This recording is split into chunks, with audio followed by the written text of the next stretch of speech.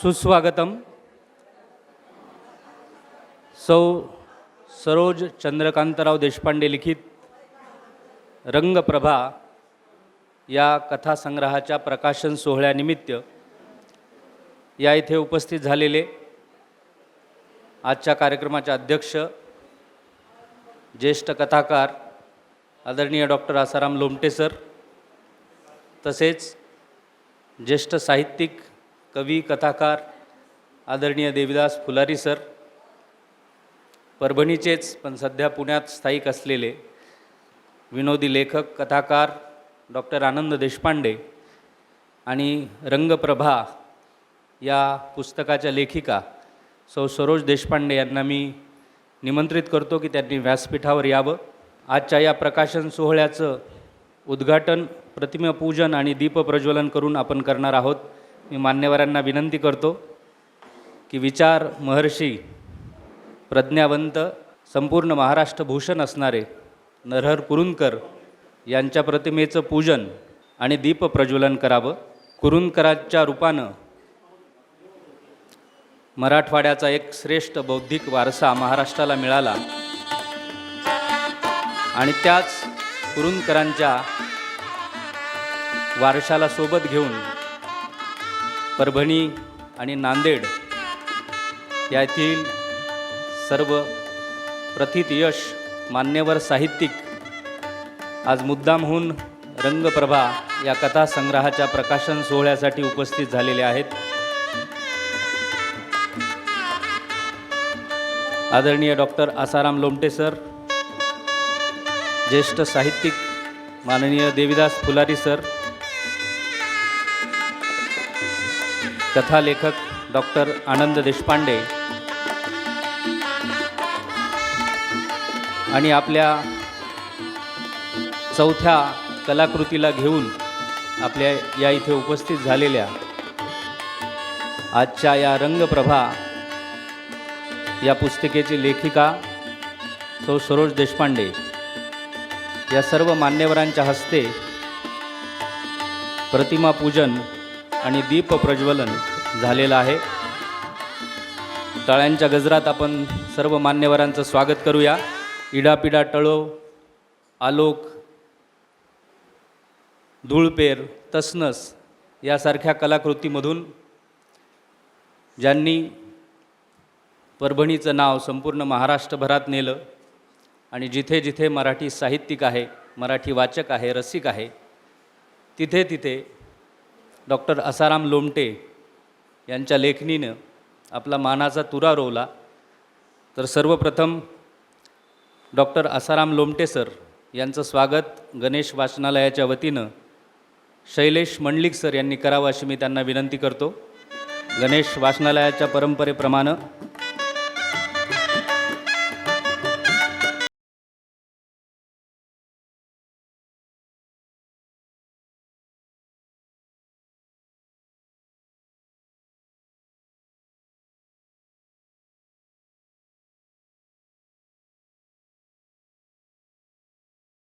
नंतर आपल्या सर्वांना परिचित असणारे नांदेड येथील ज्येष्ठ साहित्यिक माननीय देविदास फुलारी सर यांचं स्वागत गणेश वाचनालयाच्या वतीने श्री विजय कुलकर्णी यांनी करावं अशी मी त्यांना विनंती करतो.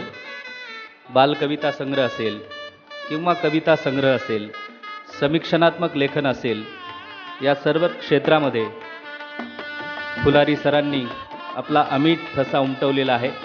अशा आदरणीय फुलारी सरांचं स्वागत गणेश वाचनालयाच्या वतीने श्री विजय कुलकर्णी यांनी करावं अशी मी त्यांना विनंती करतो.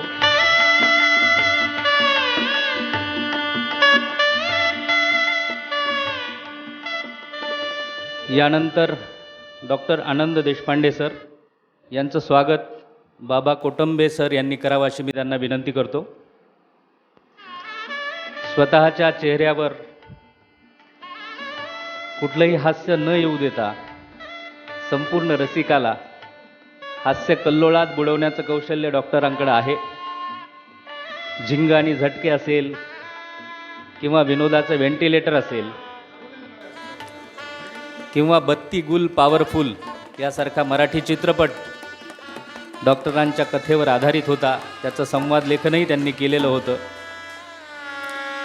असे डॉक्टर आनंद देशपांडे यांचं स्वागत दुसऱ्या तशाच ज्येष्ठ कथाकाराकडून आपण करत आहोत. यानंतर रंगप्रभाच्या लेखिका, मराठवाडा साहित्य परिषद शाखा परभणीच्या अध्यक्षा आणि ज्यांना एका शब्दात उत्साह मूर्ती असं म्हणता येईल अशा सरोजताई देशपांडे व त्यांना तेवढीच खंबीर साथ देणारे श्री चंद्रकांतराव देशपांडे या दोन्ही मान्यवरांचा सत्कार तिन्ही मान्यवरांनी करावा अशी मी त्यांना विनंती करतो.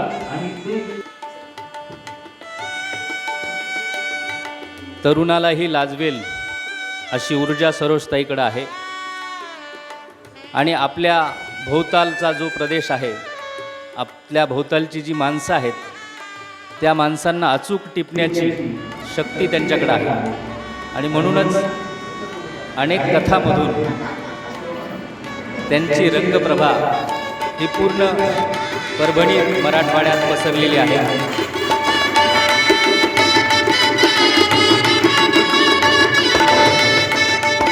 साहित्य संमेलनात सुद्धा अनेक बिनीच्या कथाकारांसोबत त्यांनी व्यासपीठ गाजवलेलं आहे. कथाकथनाची एक वेगळी शैली सरोजताईंना मिळालेली आहे आणि म्हणून त्यांची जी कथा आहे, त्यांचं जे कथाकथन आहे त्याचे अनेक चाहते आहेत. यानंतर आपल्या मातीतल्या माणसांना, आपल्या मातीतल्या लेखकांना, कथाकारांना, कवींना ज्यांनी प्रकाशात आणलं, महाराष्ट्रभर पोहोचवलं, असे नांदेडचे इसाप प्रकाशनाचे श्रीयुत दत्ताजी डांगे सर यांना मी विनंती करतो की त्यांनी आपला सत्कार स्वीकारावा. डॉक्टर आसारामजी लोमटे सर यांना विनंती करतो की त्यांनी दत्ता डांगे सर यांचा सत्कार करावा. मराठवाड्यातील काही नामवंत प्रकाशनं आहेत ज्या प्रकाशनामध्ये अग्रक्रमानं आपल्याला इसाप प्रकाशनाचं नाव घ्यावं लागेल. लेखकाबद्दल अतिशय प्रामाणिक भाव आणि लेखकावर अतोनात प्रेम करणारा हा प्रकाशक आहे. यानंतर आजच्या या कार्यक्रमासाठी मुद्दामहून जे आलेले आहेत असे नांदेडचे ग्रामीण कथाकार आणि आम्हाला जास्त कवी म्हणून जे परिचित आहेत असे शंकर वाडेवाले सर यांना मी विनंती करतो की त्यांनी सत्कार स्वीकारावा. डॉक्टर आनंद देशपांडे सरांना विनंती करतो की त्यांनी वाडेवाले सरांचा सत्कार करावा. आपली स्वतःची एक स्वतंत्र कवितेची शैली, त्यासोबतच सादरीकरणाची सुद्धा शैली आणि दिलखुलास असे वाडेवाले सर या इथे आलेले आहेत. त्यांचंही स्वागत आहे. यानंतर ज्यासाठी आपण या इथे उत्सुकतेनं जमलेलो आहोत त्या रंगप्रभा या कथासंग्रहाचं प्रकाशन मान्यवराच्या हस्ते होणार आहे. मी सर्व मान्यवरांना विनंती करतो की आपल्या शुभ हस्ते रंगप्रभा या कथासंग्रहाचं प्रकाशन करावं.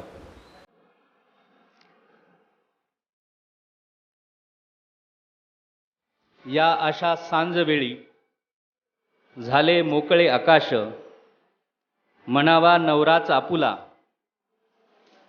या 3 कलाकृती, हे 3 कथासंग्रह सरोजताईंचे प्रकाशित आहेत आणि आज आपल्या सर्वांच्या साक्षीनं, सर्व मान्यवरांच्या साक्षीनं आज सरोजताईचा 4था कथासंग्रह प्रकाशित होत आहे. प्रकाशक डांगे सरांना विनंती करतो.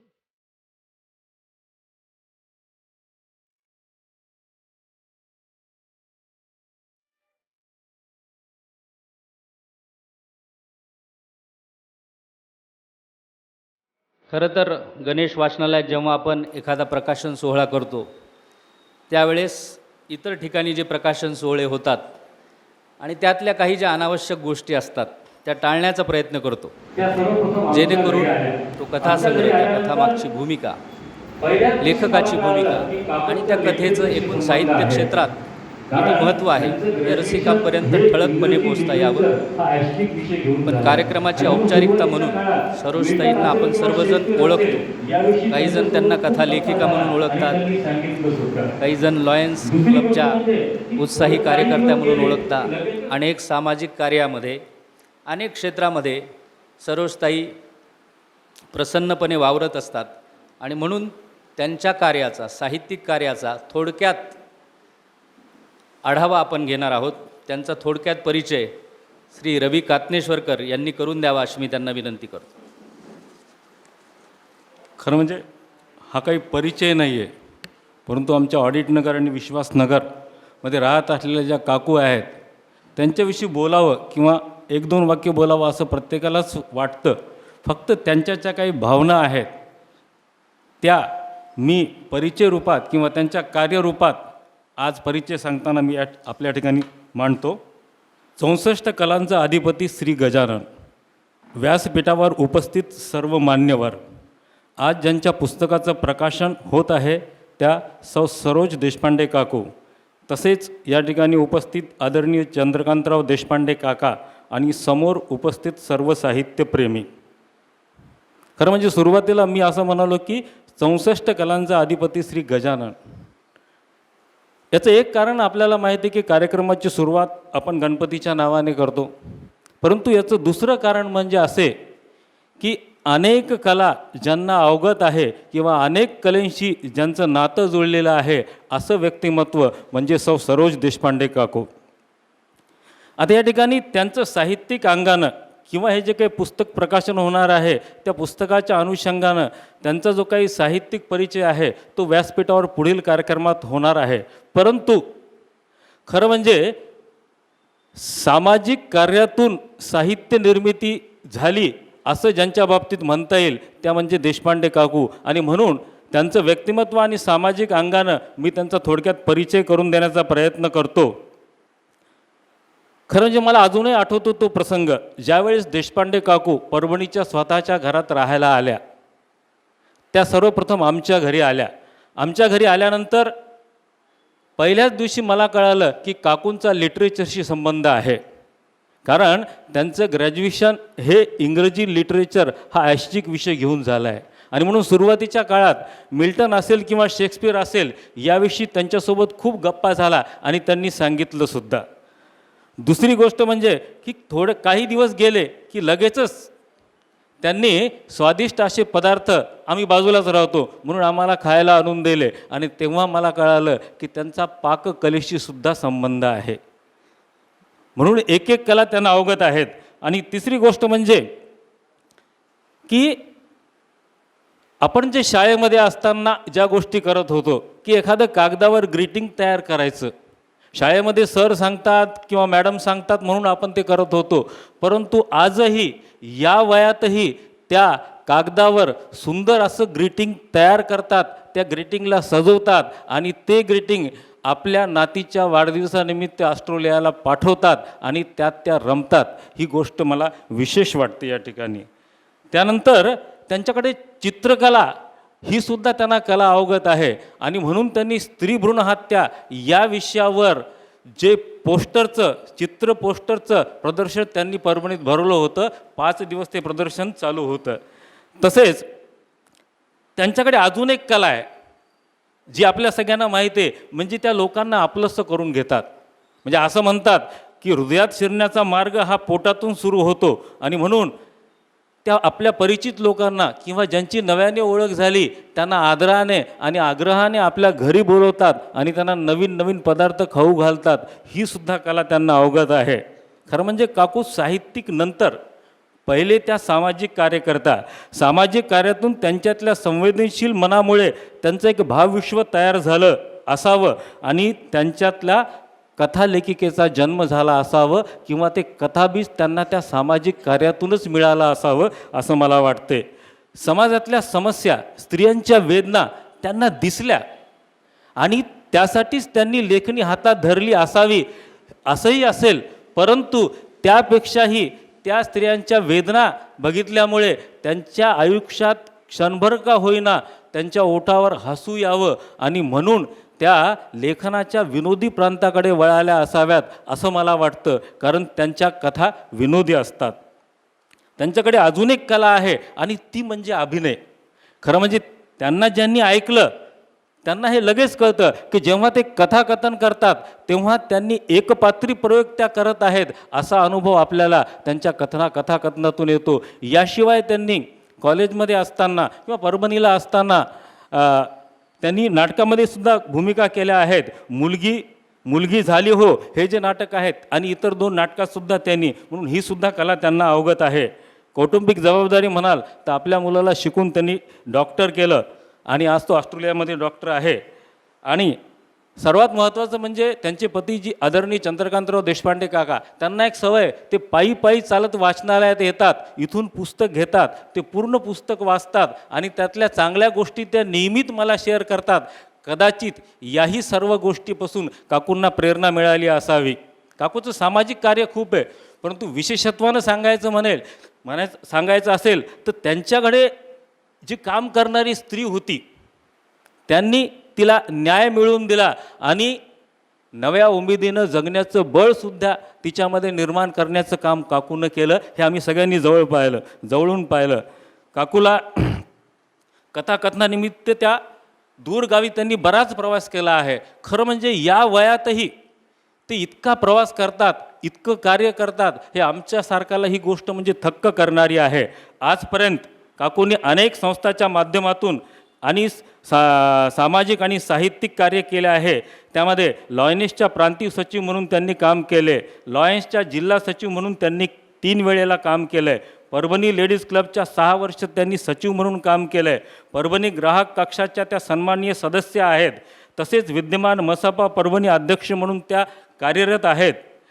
तसेच त्यांना संधीसुद्धा खूप मिळाल्या आहेत. अखिल भारतीय साहित्य संमेलनात त्यांनी 2 वेळेला कथाकथन केलं, मराठवाडा साहित्य संमेलनात 8 वेळा त्यांनी कथाकथनात सहभागी झाल्या, ETVवर त्यांनी 3 वेळेला गेम शोचा कार्यक्रम आहे त्यामध्ये त्यांनी प्रथम क्रमांक पटकावला. आणि त्याशिवाय अजून म्हणजे की वर्तमानपत्र असेल त्यातून त्या लेख लिहितात, आकाशवाणीसुद्धा. आणि 1985 साली जेव्हा सर्वप्रथम परभणी आकाशवाणीमध्ये कॅज्युअल आर्टिस्ट म्हणून जी भरती झाली त्यावेळेस जी पहिल्या 5 लोकांची निवड झाली होती त्यापैकी या काकू होत्या आणि त्यांनी आयुष्यात ती फक्त तेवढीच नोकरी केली. त्यांची आजपर्यंत प्रकाशित झालेली पुस्तके आत्ताच सरांनी सांगितलेली आहेत. अशा या सांजवेळी झाली मोकळे आकाश, म्हणावा नवराच आपला, आणि थोर साहित्यिक एकनाथ आबूज यांनी संपादन केलेल्या पुस्तकात, ज्या पुस्तकात रारम बोराडे, नादू महानोर, चंद्रकांत महामुनी, डॉक्टर आनंद देशपांडे यांच्यासारख्यांच्या कथा आहेत, त्यामध्ये काकूंच्याही कथेचा समावेश आहे. जाता जाता ज्याला आपण म्हणतो लास्ट बट नॉट लिस्ट, म्हणजे एवढा करता की काकू स्वतःला भाग्यवान का समजतात आणि काकूंची प्रेरणास्थानं आणि नेमके आदर्श कोणते आहेत हे सांगत असताना काकू म्हणतात की माझ्या महत्भाग्याने मी 8वीला असताना मला इतिहास हा विषय नरहर कुरुंदकर सरांनी शिकवला आणि पुढे मी कॉलेज म्हणजे PUCला असताना सेकंड लँग्वेज मराठी हा विषयसुद्धा मला नरहर कुरुंदकरांनी शिकवला. त्यानंतर थोर सामाजिक कार्यकर्ता ताराबाई परांजपे ह्या ज्या कॉलेजमध्ये प्राचार्य होत्या त्या कॉलेजमध्ये काकू शिकत होत्या आणि त्यांनी विशेष करून सांगितलं की प्रत्येक मुलीने किंवा स्त्रीने सामाजिक कार्यात तिचा सहभाग असलाच पाहिजे, अशी ज्यांची आग्रही भूमिका होती त्याचाही प्रभाव माझ्यावर पडला असं काकू म्हणतात. तसेच डॉक्टर KC पारिख, परभणी येथील डॉक्टर KC पारिख यांच्या कार्याचा सुद्धा माझ्यावर प्रभाव आहे असं त्या म्हणतात. ही सर्व माझी प्रेरणास्थानं आहे असं त्या म्हणतात.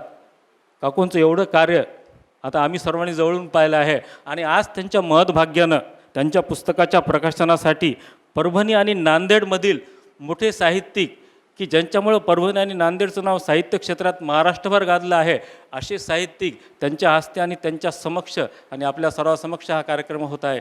ही खरोखरच आहे चांगली गोष्ट आहे आणि म्हणून मी या कार्यक्रमाला शुभेच्छा देऊन माझा परिचय थांबवतो. धन्यवाद. साहित्याव्यतिरिक्त काकूचं स्वभाव वैशिष्ट्य रवींनी सांगितलं आणि खरंच आहे, माणसं जोडण्याची कला त्यांच्याकडं आहे. मी संचलन करणार आहे म्हणून 2-3 वेळेस त्यांचा फोन आला आणि पहिल्यांदाच महेश असं म्हणलं की आपण आता त्यांचं पुढचं जे काही आहे ते ऐकूनच घ्यावं लागतं. जेव्हा कैलासवासी देवीदासराव कुलकर्णी यांच्या स्मृतीप्रित्यर्थ एक व्याख्यान झालं मसापच्या वतीने, ते सर्व कार्यक्रम झाल्यावर त्यांचा मला फोन आला आणि मला म्हणाल्या, म्हणजे मी आता किती लहान आहे बघा, पण मला म्हणल्या, महेश तू माझं भाषण ऐकलं नाहीस का? मी म्हणलं ऐकलं ना काकू. नाही तू दिसला नाहीस मला. मी म्हणलं मला गडबड होती, मी गेलो. त्यांना हे सांगायचं होतं की अरे माझं भाषण ऐकून मला भालेराव सर म्हणाले की सरोजताई आज तुमचा काय मूड लागला होता. आणि सरांनी त्यांचं केलेलं जे कौतुक आहे ते आमच्यासारख्या नवोदिताला जेवढं वाटेल तेवढंच त्यांनाही वाटतं. म्हणजे त्यांची जी वृत्ती आहे ती त्यांनी जपलेली आहे आणि म्हणून त्या सातत्यानं लेखन करतच आलेले आहेत. यानंतर मी सरोजताईंना विनंती करतो की त्यांनी प्रास्ताविक करावं. आजच्या कार्यक्रमाचे अध्यक्ष, साहित्य अकादमी पुरस्कार ज्यांना मिळालेला आहे असे ज्येष्ठ कथालेखक श्रीयुत आसारामजी लोमटे, त्याचप्रमाणे माझ्या विनंतीला मान देऊन नांदेडहून खास आलेले ज्येष्ठ कवी देवीदास फुलारी सर, आणि आपल्याच परभणीचे पण सध्या ते पुण्यात राहतात. त्यांचा एक पाय पुण्यात असतो, एक पाय परभणीत असतो. खरं म्हणजे आज त्यांच्या बहिणीकडे खूप मोठा गेट टुगेदरचा कार्यक्रम आहे, पण तो कार्यक्रम सोडून ते माझ्या विनंतीला मान दिला आणि खास पुण्याहून आले.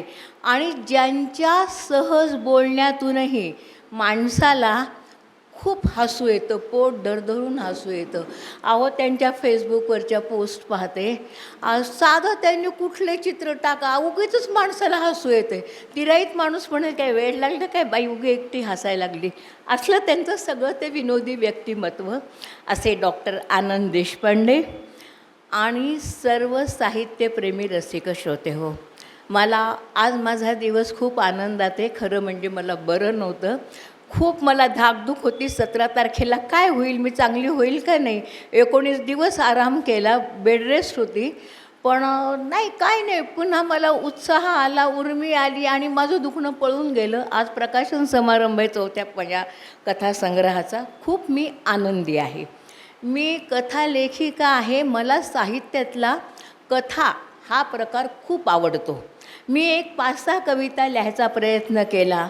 7वी कथा काही कविता काही माझ्याकडून ती जन्मल्या गेली नाही आणि मी सरळ नाच सोडून दिला. मग म्हटलं जाऊ द्या, आपल्याला ह्याच्या वाटी जाणं नको. ही मोठे मोठे लेखक खूप सुंदर सुंदर कविता करतात, आपल्याला जमत नाही, आपण आपली कथाकडे वळावं. आता कथेचा योगायोग असा झाला की आमच्या हेमाताई रसाळकडे गोदातीर समाचारची कथा स्पर्धा असायची दिवाळी अंकात. सहज कथा पाठवली, पहिली वहिली कथा, कधी आपल्याला अपेक्षा नाही आणि त्या कथेला 2रा नंबरच आला. अहो आपण कधी अपेक्षा केली नव्हती, आपल्याला कशासाठी मिळावं, पण नाही 2रा नंबर आला आणि खूप आनंद झाला. आणि असं बघता बघता त्या कथेची 100 कधी ओलांडली हे पण माझ्या लक्षात आलं नाही. 100च्या वर माझ्या कथा झाल्या.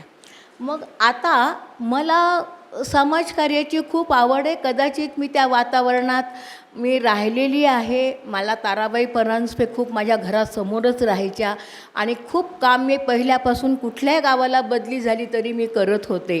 आणि इथंसुद्धा मला हेमाताई भेटल्या, कावळेताई भेटल्या, माधुरी क्षीरसागर आणि माझ्या मैत्रिणी. त्याच्यामुळं समाजकार्यात मी खूप रमते. आणि मग त्याच्यामध्ये मला असे खूप स्त्रियांचे प्रश्न दिसले. स्त्रियांच्या प्रश्नातून मला असं वाटलं की अरे किती असंख्य प्रश्न आहेत स्त्रियांचे. आणि ते मी असे जवळून बघितल्यामुळं त्याच्यातून मला एखाद्या वेळेला कथाबीज पण सापडलं आणि माझ्या कथा आकार घेत गेल्या. आता स्त्रीवादी कथा मी लिहिते. हे असे प्रदर्शनं, आमच्या लॉयन्समधलं काम किंवा लॉयनेसमधून काम, तर मला असे खूप अनुभव आले. आणि तुम्हाला एक म्हणजे आता खरं हे सांगायची गोष्ट नाही आहे. केदारनाथ, बद्रीनाथ, आता आध्यात्मिक ती यात्रा असते, तिथं मी गेले होते बद्रीनाथला. रात्री झोपच येईना, जागेचा परिणाम असेल, नवीन जागा असेल, 3 वाजले तरी झोप येईना. काय करावं. आणि मला एकदम माझी ती विनोदी कथा जी मी सुरुवातीला सांगत होते, शासकीय कॉलनीत शाहरुख खान, ती कथाच मला तिथं सुचली हो. बरं आता लाईट लावावा, आता सगळ्यांची झोप मोड होणार. माझजवळ होता मोबाईल, मग त्या मोबाईलची बॅटरी लावायची पुन्हा एक ओळ, कारण पुन्हा सकाळी उठलं तर मी विसरून जाईल, काय मला आठवत नाही माणसाला. आणि तितक्या रात्री मी ते पॉईंट लिहित गेले आणि शासकीय कॉलनी शाहरुख खान बद्री केदारला आठवावं का, पण ते मला आठवलं. आता हे सगळं झालं, माझे 3 पुस्तकं झाले, त्यांनी नावं सांगितले, मी पुन्हा रिपीट करणार नाही.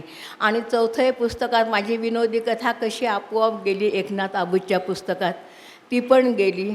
भाऊजींचा हप्ता बंद म्हणून तेव्हा आदेश बांदेकरांची सिरियल चालू होती, तर ती पण कथा लिहिल्या गेली. आता मला आता हे चौथं माझं पुस्तक.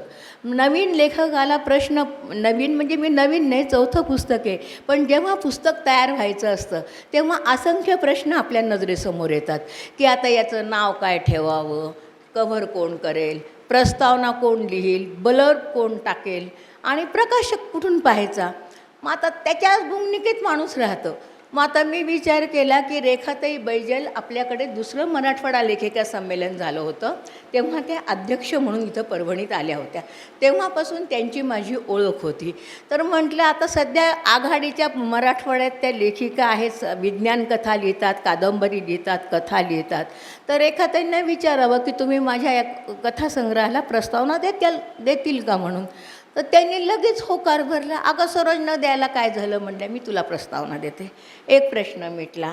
आता ब्लर्बचं राहिला ना प्रश्न, पाठीमागचं ब्लर्ब कोण लिहिल. 3 पुस्तकाच्या वेळेला वेगळ्या वेगळ्या लेखकांनी ब्लर्ब लिहिलं. आता या पुस्तकाला कोण लिहिल. मग आमच्याकडे तरुण साहित्यिक आहेत, नाट्यकर्मी त्र्यंबक वडसकर आहे, रवी कात्नेश्वरकर आहे. मग मी त्यांना म्हणलं कोणाचं ब्लर्ब घ्या. ते म्हणले अहो नांदेडचे आपले देवीदास फुलारी सरांचं घ्या ना. खरं म्हणजे माझीन सरांची फार ओळख नव्हती, पण हरकत नाही, त्यांचं ब्लर्ब घेतलं. आता ते दोन्ही झालं. चित्र कसं काढणार. आपल्या सगळ्या स्त्रीवादी कथा आहेत. मला स्त्रियांवर लिहायला आवडतं, मी स्वतः स्त्री आहे आणि मला त्यांचे प्रश्न पण खूप लवकर समजतात, तर मी त्याच्यावर लिहिते. आता ते कव्हर कोण काढणार. तर आपले वामनराव वाईकर म्हणून आपल्या गावात साहित्यिक आहेत, त्यांची मुलगी कनक वाईकर मुंबईत राहते. तर तिला मी सांगितलं बघ माझ्या या कथा सगळ्या अशा महिलांवर आहेत, इतके महिलांचे प्रश्न आहेत आणि मला नकारात्मक बिलकुल आवडत नाही, सगळ्या माझ्या कथा सकारात्मक असतात. तर मग तिला सांगितलं मी, तर तिने मला 2-3 चित्र काढून पाठवले. तर मला एक चित्र ते खूप भावलं की स्त्रीचा चेहरा आहे, तिचा आकाशाकडे झेपावणारा पदर आहे आणि जमिनीवर पाय आहेत. तर मला ते चित्र आवडलं. तिला मी म्हणाले की कानन मला हे चित्र तुझं, कनक नाव आहे सॉरी तिचं, तर तुझं हे चित्र आवडलं. आता मी विचार केला की आता जुन्या काळातल्या स्त्रिया राहिल्या नाहीत, आता नवीन स्त्रिया आहेत, त्यांना शिक्षण आणि आत्मविश्वास त्यांचा वाढलेला आहे आणि त्या जरी संसारामध्ये संकट आले तरी त्यातून पार पाडून त्या यशस्वीतेच्या वाटचालीकडे त्या जात असतात. तर मग आता पहिल्या काळासारख्या बायका मुळमुळ रडत नाहीत, कुठून ना कुठून मार्ग काढतात आणि संसार आपला बरोबर नेटाने त्या पुढे नेतात. तर मग ते असे विविध रंगी जे पदर होते. आता मला सगळ्या आता माणसाला काय असते, हौस असते. आता माझं 4थं पुस्तक यायले बरं का, उगाचच लहान मुलांसारखं प्रत्येकाला काय सांगायचं, ज्या दिवशी प्रकाशन होईल त्या दिवशी कळतं, पण नाही दम निघत नाही. मग मी सांगितलं माझं 4थं पुस्तक आहे. मग आता कोणी म्हणायचं अगो काय नाव ठेवलं मग नव्या पुस्तकाचं. मी म्हटलं रंगप्रभा. ते रंगप्रभा काय. मग मी त्यांना सांगत होते समजावून की अगं महिलांच्या कथांमध्ये जे माझे विविध रंग आहेत कथांमधले, ते रंग आणि त्याच्या भोवतीचं वलय तेज म्हणजे त्याची प्रभा, म्हणजे स्त्रियांच्या विविध भावभावनांचे रंग आणि त्याची ती प्रभा. म्हणून माझ्या पुस्तकाचं नाव आहे रंगप्रभा. असं मी समजून सांगावं लागत होतं. पहिल्या थोडंसं ते अवघड वाटू लागलं नाव. तर अशा तऱ्हेने हे माझं 4थं पुस्तक आज त्याचं प्रकाशन झालं आहे. खूप छान आनंद झाला आहे मला आणि माझं दुखणं कुठे पळून गेलं आहे. आणि दुसरी गोष्ट की केव्हाही कुठल्याही महिलेला घरातून जर साथ असेल तर ती महिला निश्चित पुढे जाऊ शकते. यशाच्या मार्गावर तिचं पादक्रमण होत असतं. जी काही पाऊल वाट असेल ती, आपण फार मोठ्या हायवेला जायचंच नाही. तर मग मला माझ्या घरातून माझे पती चंद्रकांत देशपांडे, माझा मुलगा डॉक्टर गिरीश देशपांडे यांचं भरपूर सहाय्य आहे. त्याच्यामुळंच मी जे काही छोटं मोठं जे काही असेल ते मी लिखाण करू शकते आणि त्या पाऊल वाटेवरून चालण्याचा प्रयत्न करते. आज खरं म्हणजे इथं 3-3 एकाच एक मोठे मोठे वक्ते आहेत. त्यांना त्यांचे विचार आपल्याला ऐकायचे आहेत. मला खूप तुमच्याशी संवाद साधा वाटतो. लोक दिसले की खूप बोला वाटतं. अरे पण घड्याळाची काही लिमिट आहे का नाही? म्हणून मग शेवटी मी आता मला इथं विराम देते आणि धन्यवाद, तुम्ही सगळ्यांनी ऐकून घेतलं. धन्यवाद. धन्यवाद सरोजताई. यानंतर मी अशा वक्त्यांना बोलवणार आहे की त्यांच्यामुळं माझी फार पंचाईत झाली आहे. अगोदर अजय देवगण म्हटलं की मला अजय देवगण आठवायचं, पण आता काय होतं आहे, परभणीचा अजय देवगण आणि आंबेजोगाईची काजोल हे लगेच आठवतं. तर डॉक्टरांचं हे वैशिष्ट्य आहे की फेसबुक असेल किंवा त्यांची पुस्तकं असतील, त्यांचे कथासंग्रह असतील किंवा त्यांच्या कथेवर आधारित आलेला पिक्चर असेल ज्याच्यामध्ये मकरंद अनासपुरेंनी भूमिका केली, बत्ती गुल आणि पॉवरफुल, असे डॉक्टर आनंद देशपांडे, त्यांच्याकडे पाहून आपल्याला वाटत नाहीत की ते विनोदी लिहित असतील. हे स्वतःही ते कबूल करतात. पण मला असं वाटलं की आपणही विनोदी लिहावं. पण विनोदी लिहायचं असेल तर काय करावं लागेल? शरीरयष्टी तरी किमान डॉक्टरांसारखी करून पाहू. ती केली तरी विनोद काही येत नाही. पण आज आपल्याला डॉक्टरांचं पुस्तकावरचं भाष्य ऐकायचं आहे. थोडा एक वेगळा झटका, वेगळा धक्का आपल्याला मिळेल. मी डॉक्टर आनंद देशपांडे यांना विनंती करतो की त्यांनी आपलं भाष्य आमच्यासमोर मांडावं. व्यासपीठावर विराजमान आजच्या कार्यक्रमाचे अध्यक्ष आसारामजी उर्फ कथाराम लोमटे, ज्यांच्या कथांनी पूर्ण महाराष्ट्राला नव्हे साहित्य क्षेत्राला एक आकर्षित करून घेतलं आणि आमच्या परभणीचं नाव आणखी एकदा पुन्हा एकदा भालेराव सरांच्या नंतर ह्या दोन व्यक्तींमुळे ओळखलं जातं. व्यासपीठावर विराजमान माझे मित्र देवीदासजी फुलारी, आडनावच फुलारी आहे, तो फूलों को बिखरने का ही कारोबार है, असे कथालेखिका, आजच्या पुस्तकाच्या लेखिका सरोजताई देशपांडे. श्रोत्यांमध्ये विराजमान इंद्रजित भालेराव सर, बाबा कोटंबे साहेब, राजेंद्र गाळासाहेब, दिलीप चारठाणकर सर, माझे गुरु डॉक्टर दिवाकरराव कुलकर्णी, मुळजकर साहेब, चिताडे मॅडम, माझी आत्या सो लेखिका सो वर्षा देशपांडे डोंगरजकर आणि सर्वजण. खरं तर या ठिकाणी माझं बोलायचं काय प्रयोजन हे सगळ्यात रहस्य आधी सांगतो की मी सरोजताईंचा एक प्रकारचा जावाई आहे, म्हणजे त्या माझ्या एक प्रकारच्या सासूबाई आहेत. त्यामुळं कार्यक्रमाचा जर एखाद्या, आता मोठी मोठी लोक असतात ना, ती चांगलं म्हणतील वाईट म्हणतील याची काही खात्री नसते, म्हणून त्यांनी आपला हक्काचा माणूस ठेवला की जो अजिबात पुस्तकाविषयी वाईट बोलणार नाही. म्हणजे सरोजताईंचा एक शार्प शूटर व्यासपीठावर माझ्या रूपात आहे. आणि सरोजताईंच्या विषयी काय बोलायचं, मी माझ्या घरी नेहमी उल्लेख करतो की त्यांच्या 10% जरी उत्साह आपण मिळवला आयुष्य जगण्याचा तर आपल्याकडून विपुल साहित्य लेखन होऊ शकतं. इतका उत्साह कसा येतो मला ते कळत नाही. परंतु सरोजताई ह्या अजातशत्रू, असंख्य मित्र असणाऱ्या, असंख्य मैत्रिणी असणाऱ्या आणि सामाजिक कार्यामध्ये असणाऱ्या व्यक्ती आहेत. त्यामुळे त्यांच्याभोवती माणसांचा घोळका नेहमी असतो. एकतर देशपांडे आडनाव म्हणजे ऐसपैस व्यक्तिमत्व असतं. त्यात त्या नरसीकरांच्या घरून देशपांडे जिंतूरकरांच्या घरी गेल्या आणि अगदी शेती काम वगैरे आमचे चंद्रकांतराव आवडीनं करतात. शिवाय सरोजताईंचा मोकळा ढाकळा स्वभाव. 2 गोष्टी लागतात ताई, आंबे वगैरे ते 2 गोष्टी एखाद्या स्त्रीला पॉप्युलर व्हायला लागतात की मन मोकळं असलं पाहिजे आणि खिसा पण, म्हणजे आय मीन पर्स. त्यांची पर्स पण खूप मोकळी असते, बिलकुल दबाके खर्च करतात त्या. आता कार्यक्रम बघताय तुम्ही, कुठं काही हाय गे नाही, हे आले त्यांचं प्रेझेंट यांचं प्रेझेंट, आणखी 2-4 त्यांनी आणून ठेवले असतील की ऐन वेळेला कोणी नाराज व्हायला नको असा पर्स मोकळा ठेवलेला आणि मनही मोकळा असणाऱ्या एकमेव माझ्या परिचयातल्या सरोजताई. या पुस्तकातल्या कथा अतिशय सुंदर आहेत आणि त्यात विशेषतः सरोजताईंना 4 पुस्तकं झाली, परंतु मी त्यांना जबाबदारीनं सांगू इच्छितो की तुमचा मूळ स्वर हा विनोदी लिखाणाचाच आहे. त्यांनी भावनिक असे संघर्ष असणाऱ्या कथा या कथासंग्रहात लिहिल्यात, परंतु त्यांचा मूळ स्वर हा विनोदाचा आहे.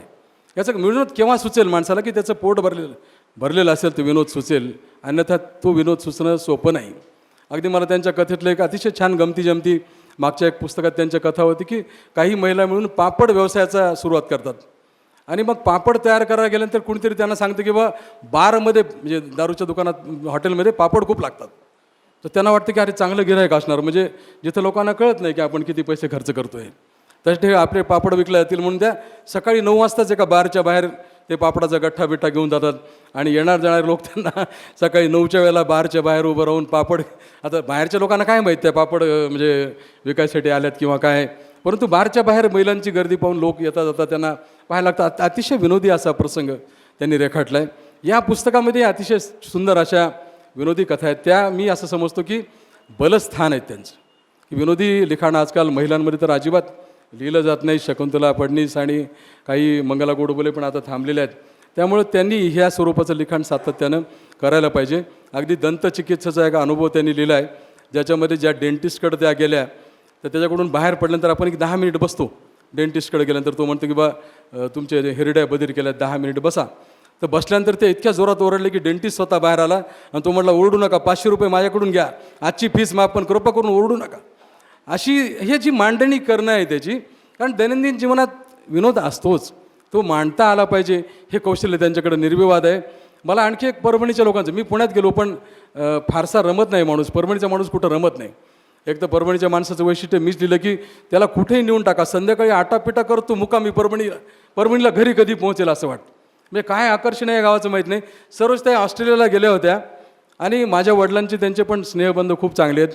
तर त्यांचा फोन आला आणि माझे वडील बोलले, माझे वडील आता 85 वर्षाचे, ते अगदी धडधड रडत होते, दुसऱ्या वेळेला ऑस्ट्रेलियाला जायला तयार नव्हत्या, की आता बघा एकच मुलगा, तोही अतिशय मोठा सायंटिस्ट, तेवढी पेडियाट्रिशियन क्षेत्रामधला तो जगभर फिरत असतो, अत्यंत उत्कृष्ट असं यश त्यांनी संपादन केले. तरी ऑस्ट्रेलियात सर्वच त्यांना करमणं शक्य नाही, कारण त्यांची मुळं आणि त्यांचा स्वभाव हा या परभणीला अनुकूल आहे. परभणीचं वातावरण त्यांच्या रुजण्याला बहरण्याला अनुकूल आहे. त्यामुळे इथं आले की माणसं दिसतात, माणसं असली की बोला वाटतं, बोलायला नाही मिळालं की परभणीच्या माणसाची घुसमट होते आणि मग ती घुसमट झाली की तो बाहेर कुठेही गेला तरी पटकन आपल्या घरी येऊन जातो. असं मूळ 100% परभणीमध्ये ॲब्सॉर्ब झालेलं पूर्ण रुळलेलं व्यक्तिमत्व म्हणजे सर्वच आहेत. आता मला जेव्हा हे त्यांनी सांगितलं की नाही आनंद तुम्हाला यावंच लागेल, आता ते जावं म्हणजे अरे तुरे बोलू शकतात त्या, परंतु आपल्याकडे जावायचं विनाकारण मान ठेवला जातो. जावायची काय अक्कल असते आपल्याला माहीत असतं, पण तरी पण ते आनंद तुम्हाला यावंच लागेल असं म्हटलं आहे मला. तर मलाही ते जाणं भाग होतं आणि माझी बायको म्हटली की जा आणि तिथं तरी थोडं धड बोला असं म्हणून आता मी एवढ्यावरती थांबलं आहे. मी सर्वच त्यांचा आभारी आहे की त्यानिमित्ताने आयुष्यात बायकोनी मला पहिल्यांदा शर्ट पॅन्ट नवं घेऊन दिलं तिच्या पैशातनं. अर्थात ते पैसे माझेच होते, पण चांगलं शर्ट पॅन्ट घेतलं पाहिजे असं म्हणून तिने हौशेनी, किंवा मावशीच्या घरचा, मावशीच्या पुस्तकाचा कार्यक्रम आहे, आपल्या नवऱ्याला तिनं आमंत्रित केलं. काही दिवस माझा संसार बरा चालेल की तुम्ही सगळेजण तिचे मैत्रिणी आहात तर बरं बोलला असं सांगा तिला. म्हणजे शेवटी काय असतं की पुस्तकाचे प्रकाशन होत राहतात, आपले संसार नीट चालणं हे वास्तव असतं. आता आसाराम लोमटेंनी सांगितलं की आज त्यांना उशीर का झाला की मुलीची नीटची परीक्षा होती. ठीक आहे, आपण किती मोठे साहित्यिक असा, परंतु सांसारिक प्रापंचिक जबाबदारीतून सुटका माणसाची होऊ शकत नाही. सर्वच ते खूप छान लिहितात. सगळ्यात महत्त्वाचं मला त्यांच्याकडनं आवडलेला गुण की कधी रडका स्वर नाही, दैनंदिन आयुष्यात जगताना पण नाही, लिहिताना पण नाही. प्रत्येक वेळेला त्यांच्या कथांचा शेवट पॉझिटिव्ह कसा होईल असाच राहतो. अर्थात एक सूचना फक्त छोटीशी जाण्यापूर्वी मी करेन की शेतकऱ्याच्या पत्नीनं आत्महत्या केलेल्या नवऱ्याला लिहिलेलं एक पत्र आहे याच्यामध्ये. मी ते वाचलं पूर्ण आणि ती म्हणते की बाबा तुझ्यासाठी मी दागिने विकले, सगळं केलं आणि आपण दोघं मिळून हा संसार धडाडीनं चालू आहे, संकट आली आपल्यावर, मग तू असं का केलंस हा प्रश्न त्यांना भेडसावतो. तेव्हा मला सर्वस्ताईंच्या संवेदनशीलतेची जाणीव होते की नसो आपण शेतकऱ्याच्या पत्नी, परंतु ती जाणीव आपल्याला असली पाहिजे. ती जाणीव त्यांनी मांडली. कथा लिहिताना कमी शब्दामध्ये मोठं भाष्य करण्याचा प्रयत्न त्यांनी जरूर केला आहे, परंतु माझा आग्रह असेल की आपण आणखी सविस्तर त्याच्यामध्ये यायला पाहिजे. एक उदाहरण मी तुम्हाला एक कथेत सांगतो की त्यात ती घटस्फोट होतो तिचा, म्हणजे नवऱ्याने खूप तिला चांगलं, ती 10वीच पास असते लग्नाच्या वेळेला आणि नंतर ती MPSC वगैरे होऊन नवऱ्याची अधिकारी म्हणून येते आणि घटस्फोट घेते. हे कथा बीज म्हणून ठीक आहे, परंतु हे घटस्फोट होण्याचे काही कारणं असतील, काही उभय बाजूनी पण काहीतरी शक्यता असेल. या शक्यता लेखकांनी पडताळून पाहिल्या पाहिजेत किंवा मला त्यावरती विचार करून त्या मांडल्या पाहिजेत आणि ती एक सविस्तर मोठी दीर्घकथा झाली तरी हरकत नाही, परंतु सगळे अँगल्स त्याच्यामध्ये यावेत या दृष्टीने त्यांनी प्रयत्न करावेत. एवढी एक छोटीशी नम्र सूचना मी या ठिकाणी त्यांना करतो. त्यांच्या अशा भरभरून वाटचालीला मी शुभेच्छा देतो. याशिवाय त्यांच्याकडून विपुल असं साहित्य येणार याविषयी माझ्या मनात शंका नाही. माझी 3-4 पुस्तकं झाल्यानंतर मी थकलो होतो, परंतु प्रत्येक पुस्तकाच्या वेळेला नवोन्मेष आल्यासारखा सर्वच पुन्हा उत्साहात येतात, पुन्हा प्रकाशन कार्यक्रम, पुन्हा प्रमुख पाहुणे. आज बोलताना त्या तणावात होत्या थोडं सुरुवात करताना, परंतु अगदी मोकळेपणानं बोलल्या, अगदी त्यांना बोलायची सवय आणि आज महाराष्ट्रामध्ये ख्यातनाम कथालेखिका म्हणून त्यांनी आपलं नाव पोहोचवलेलं आहे.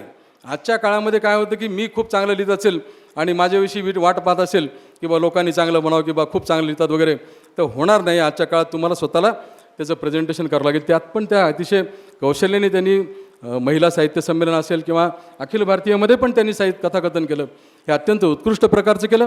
मी सरोजताईंना या ठिकाणी पुढच्या लेखनासाठी, भावी लेखनासाठी भरभरून त्यांचं लिखाण यावं, आणखी सकस असं दर्जेदार त्यांच्याकडनं लिहिलं जावं आणि विनोदीच्या संदर्भानं अतिशय तोकडा आणि अतिशय दुष्काळी परिस्थिती असलेला विनोद पण सायमल्टेनियसली सातत्यानं जगवण्याचं. जसं बद्रीनाथला गेल्यानंतर त्यांना देव न आठवता, बद्रीनाथला गेल्यानंतर त्यांना ती शाहरुख खानची कथा लिहावीशी वाटते.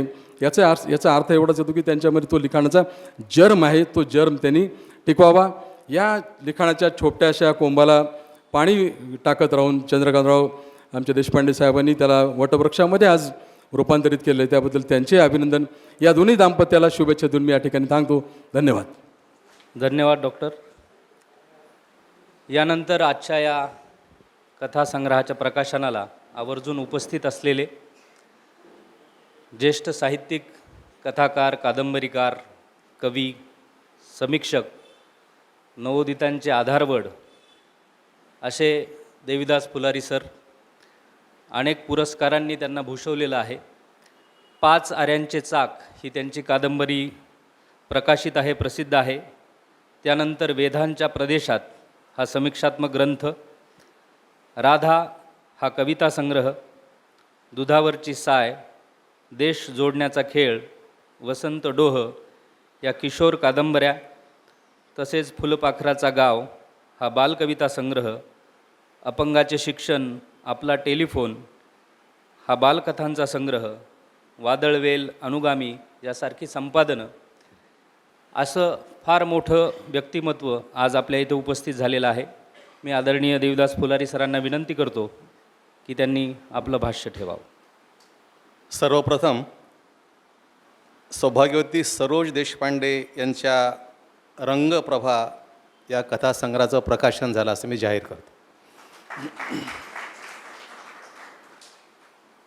या कार्यक्रमाचे अध्यक्ष आमचे मित्र, प्रसिद्ध कथाकार आसारामजी लोमटे, ज्यांचं भाषण आत्ता आपण ऐकलं ते आमचे जुने मित्र, विनोदी कथाकार आनंदराव देशपांडे, कथा लेखिका सौभाग्यवती सरोजताई, श्रोत्यांमध्ये इसाप प्रकाशनाचे दत्ता डांगे, कवी शंकर वाडेवाले, प्रसिद्ध कवी इंद्रजित भालेराव, चंद्रकांतजी देशपांडे, राजेंद्र गहाळ, हेमाताई, रवी कात्नेश्वर, बाबा कोटंबे, उपस्थित बंधू आणि भगिनींनो. आनंदराव फार छान बोलले आणि जावई शक्यतो सासरवाडीच्या लोकांना फारसं चांगलं बोलत नाही किंवा चांगलं म्हणत नाही त्यांच्याबद्दल. इतकं सुंदर बोलले ते. आणि आपल्याकडे म्हणजे पु ल देशपांडेच्या भाषेत सांगायचं तर जावई हा दशमग्रह असतो, तो कधी कुठून कसा फिरेल याचा नेम नसतो. पण आनंदराव खूप छान बोलले कथासंग्रहाविषयी. मी आज पहिल्यांदाच भाषण ऐकलं सरोजताईंचं आणि त्यांचं भाषण ऐकताना मला जाणीव होत होती की ह्या ताराबाई परांजपेच्या विद्यार्थिनी आहेत आणि नरहर कुरुंदकरांच्या विद्यार्थिनी आहेत. ताराबाईच्या विद्यार्थिनी याच्यासाठी आहेत, ती ताराबाईंचं फार चालत असे. आम्ही खूप त्यांच्यासोबत गप्पा मारत असो की कॉलेजच्या मुली, तरुण मुली आल्या की त्या खूप रागावत असत, तुम्ही काम करत नाही, सामाजिक कार्य करत नाही. आणि त्यांचा ठरलेला डायलॉग असे, त्या म्हणायच्या की म्हाताऱ्या झाल्या तरण्या आणि तरण्या झाल्या बरण्या. तर त्यांचं ते लोकसाहित्याचा खूप अभ्यास होता त्यांचा आणि ते बोलताना सुद्धा लोकसाहित्यात त्यांचे संदर्भ अनेक यायचे. तर एक जो खेळकरपणा स्वभावामध्ये आहे तो ताराबाईंच्या स्वभावामध्ये होता. तर एकदा त्यांना मी शब्द लोकसाहित्यावरचं त्यांचं पुस्तक वाचून मी त्यांना एकदा विचारलं होतं, सावया जावायानं बनातीचा केला म्याना, सई नेली तेलंगणा, अशी एक ती ओळ होती. तर ताराबाईंना मी विचारलं की सावया जावायानं बनातीचा केला म्याना आणि सई नेली तेलंगणा, हे सावया काय शब्द आहे? तर ते म्हणाले सावया म्हणजे सावळा. खरं म्हणजे जावाई काळाच आहे म्हणाले, पण आपल्याला काळं म्हणता येत नाही त्याला, त्याच्यामुळे त्याला सावया हा शब्द वापरलेला आहे. आणि त्यांच्यासोबत जी गप्पांची मैफल व्हायची, तर एकंदर ताराबाईंच्या व्यक्तिमत्वाचा, त्यांच्या अभ्यासाचा, त्यांचा खेळकर स्वभावाचा प्रभाव सरोजताई यांच्यावर आहे हे मला जाणवलं. आणि एक सकारात्मक दृष्टिकोन घेऊन त्या लिहित आहेत. आजच्या कार्यक्रमाचे अध्यक्ष आसारामजी लोमटे आहेत. त्यांचं पहिला कथासंग्रह इडा पिडा टोळू आल्यावर जेव्हा मी वाचलं आणि त्यातली जी कथा माझ्या मनावर कोरली गेली, जे सध्या आरक्षणाचे सगळे संदर्भ आहेत, गावचा सरपंच व्हायचं होता आणि ज्याला सरपंच व्हायचं होतं त्या ओबीसीचा माणूस, त्याला 2 मुली होत्या, आता तिसरं अपत्य झालं तर पद जाणार होतं आणि त्याची बायको म्हणते की मला मुलगा हवा आहे, हा गर्भपात मी करणार नाही. आणि त्यातले जे ताणतणाव उभे केले होते आसारामजी लोमटे यांनी, त्या पुस्तकावर लिहिलं होतं मी. एक अधिकारी कथाकार म्हणून या कार्यक्रमाचे अध्यक्ष आहेत. आणि आनंदरावनी जाता जाता ज्या कथेचा उल्लेख केला, आनंदरावचं कसं आहे, मी त्यांच्या पोटची वाट पाहतो नेहमी. संदर्भ आता सांगितला सरोजताईने. म्हणजे एखादा निष्णात वैद्य रोग्याचा हात हातात धरतो आणि त्याचं बोट नेमकं त्या नाडीवरच जातं, तसं आनंदरावचं आहे. त्यांना माणसातली विसंगती एवढे लवकर सापडते आणि ते इतक्या लवकर अभिव्यक्त होतात. असा एक दुसरा अधिकारी कथाकार या कार्यक्रमाला सरोजताईंनी बोलवलेला आहे. मुखप्रष्ठाविषयी खूप सुंदर बोलल्या सरोजताई. इसाप प्रकाशनाची एवढी पुस्तकं निघाली, पण इसाप प्रकाशनाची जवळपास सगळी पुस्तके मी बघितली, सगळी वाचलेली नाहीत पण बघितलेली आहेत. मला 2 पुस्तकाचं मुखपृष्ठ अतिशय आवडलं. एक चंद्रकांत पोद्दार आणि राधा कविता संग्रहाचं जे मुखपृष्ठ तयार केलं होतं, आणि त्यानंतर रंगप्रभा यांचं हे मुखपृष्ठ. दत्ता डांगे यांचं म्हणणं आहे की रंग आहेत म्हणून उगीच कुठे सांडत जाऊ नका, रंग कसे वापरले पाहिजेत हे चित्रकाराला कळलं पाहिजे. आणि या चित्रकारांचं नाव पण खूप छान आहे, कनक वाईकर ना, कनक वाईकर. हा जो पदर आहे आधुनिक स्त्रीचा, तो असा उंच गगनामध्ये फडकत आहे आणि तिचे पाय खाली जमिनीवर आहेत. मी हिमालयामध्ये गेलो होतो प्राचार्य अनंत दामोदर आठवले यांना भेटायला. तर ते की विमलेश्वर नावाचं ठिकाण आहे. हिमालयातला प्रवास फार जे लोक जाऊन आले त्यांना माहीत आहे. आम्ही त्यांना आप्पा म्हणत असू. प्राचार्य आनंद दामोदर आठवले त्यांनी जेव्हा संन्यास घेतला त्यावेळेस मी तिथे होतो. तर ते म्हणाले की तुम्ही मराठवाड्यातून आला, तिथं हिमालयामध्ये तुम्ही एन्जॉय करायला नका येऊ रे, काही साधना करायला या म्हणायचे. आणि त्यांनी सांगितलं की विमलेश्वर नावाचं एक ठिकाण आहे, तिथे जा. तिथं रस्ता एवढा अरुंद आहे, 2.5-3 फुटाचा रस्ता, खाली हजारो फूट खाली गंगा, आणि वरून कडा कधी कोसळतील याचा नाही पहाड. अशा या अवस्थेमध्ये आम्ही गेलो. आमचा उमरीचा मित्र होता एक संजय कुलकर्णी वगैरे म्हणून. तर ते विमलेश्वर नावाचं जे ठिकाण आहे ते उंच पहाडावर, तिथून जर आपण सगळा हिमालय बघू लागलो तर जसा काही कापूस पिंजून ठेवला एवढं सुंदर दृश्य. आम्ही एका पहाडावर, मधल्या पहाडावर पाऊस होता आणि ऊन पडलं होतं. मधल्या पहाडावर जे इंद्रधनुष्य साकारलं. आपण जनरली काय करतो, आपण खाली राहतो आणि कुठेतरी वर इंद्रधनुष्य दिसतं आपल्याला. तर त्या दिवशी आम्ही बघितलं की इंद्रधनुष्य मधल्या पहाडावर, आम्ही वर विमलेश्वराच्या पहाडावर आणि खाली एक पहाड. एवढं सुंदर दृश्य इंद्रधनुष्याचं मी पहिल्यांदा बघितलं. मी कनक वाईकरांचं हे चित्र बघून मला ती प्रसंगाची आठवण झाली. रंग आहेत म्हणून उधळले नाहीत. आणि गंमत म्हणजे आपण जर रंग मोजू लागलो या चित्रावर तर 6 दिसतात, पण खरे म्हणजे ते 7 रंग आहेत, सप्तरंग आहेत. जो पांढरा रंग आहे तो आपल्याला दिसत नाही, पण तो पार्श्वभूमी असल्यामुळे दिसत नाही. इतकं सुंदर चित्र, एक सकारात्मक दृष्टिकोन घेऊन एक लेखिका लिहिते. खूप त्यांनी याचा विचार करून कनक वाईकरांनी चित्र केले. मी चित्रकाराचं अभिनंदन करतो. आणि पुस्तकाची निर्मिती खूप चांगली झाली म्हणून इसाप प्रकाशनाचे मालक दत्ता डांगे यांचे अभिनंदन करतो. मनोगत वाचलं मी पहिल्यांदा सरोजताईचं. माझ्याकडे स्क्रिप्ट आली होती आणि म्हणाल्या की याचं ब्लर्ब लिहायचं आहे. तेव्हा मनोगत छोटेखानी आहे आणि त्यांनी सांगितलं की आजूबाजूला जे काही घडतंय ते मी साक्षी भावानं पाहते आणि कथेमध्ये लिहिण्याचा प्रयत्न करते. मी प्रस्तावना वाचली रेखा बैजलची. एक फार महत्त्वाचं विधान आहे आणि पुरुषांनी लक्ष देऊन ऐकण्यासारखं आहे. तर त्या म्हणाल्या की पुरुष सत्ताक पद्धती ही वाईटच आहे, पण सरोजताईंच्या कथा वाचून मला असं वाटतं की स्त्री सत्ताक पुढे ही पद्धती येणार आहे काय. आणि त्या लगेच म्हणाल्या दोन्ही वाईट, पुरुष सत्ताक पद्धती वाईट आहे आणि स्त्री सत्ताक पद्धती वाईट आहे. याचा अर्थ चांगला आहे की खऱ्या अर्थानं समता प्रस्थापित झाली पाहिजे. म्हणजे तसं बोलणार नाही, पण सगळ्यांनाच माहीत आहे आता पुरुष मुक्ती संघटना पण निघालेल्या आहेत.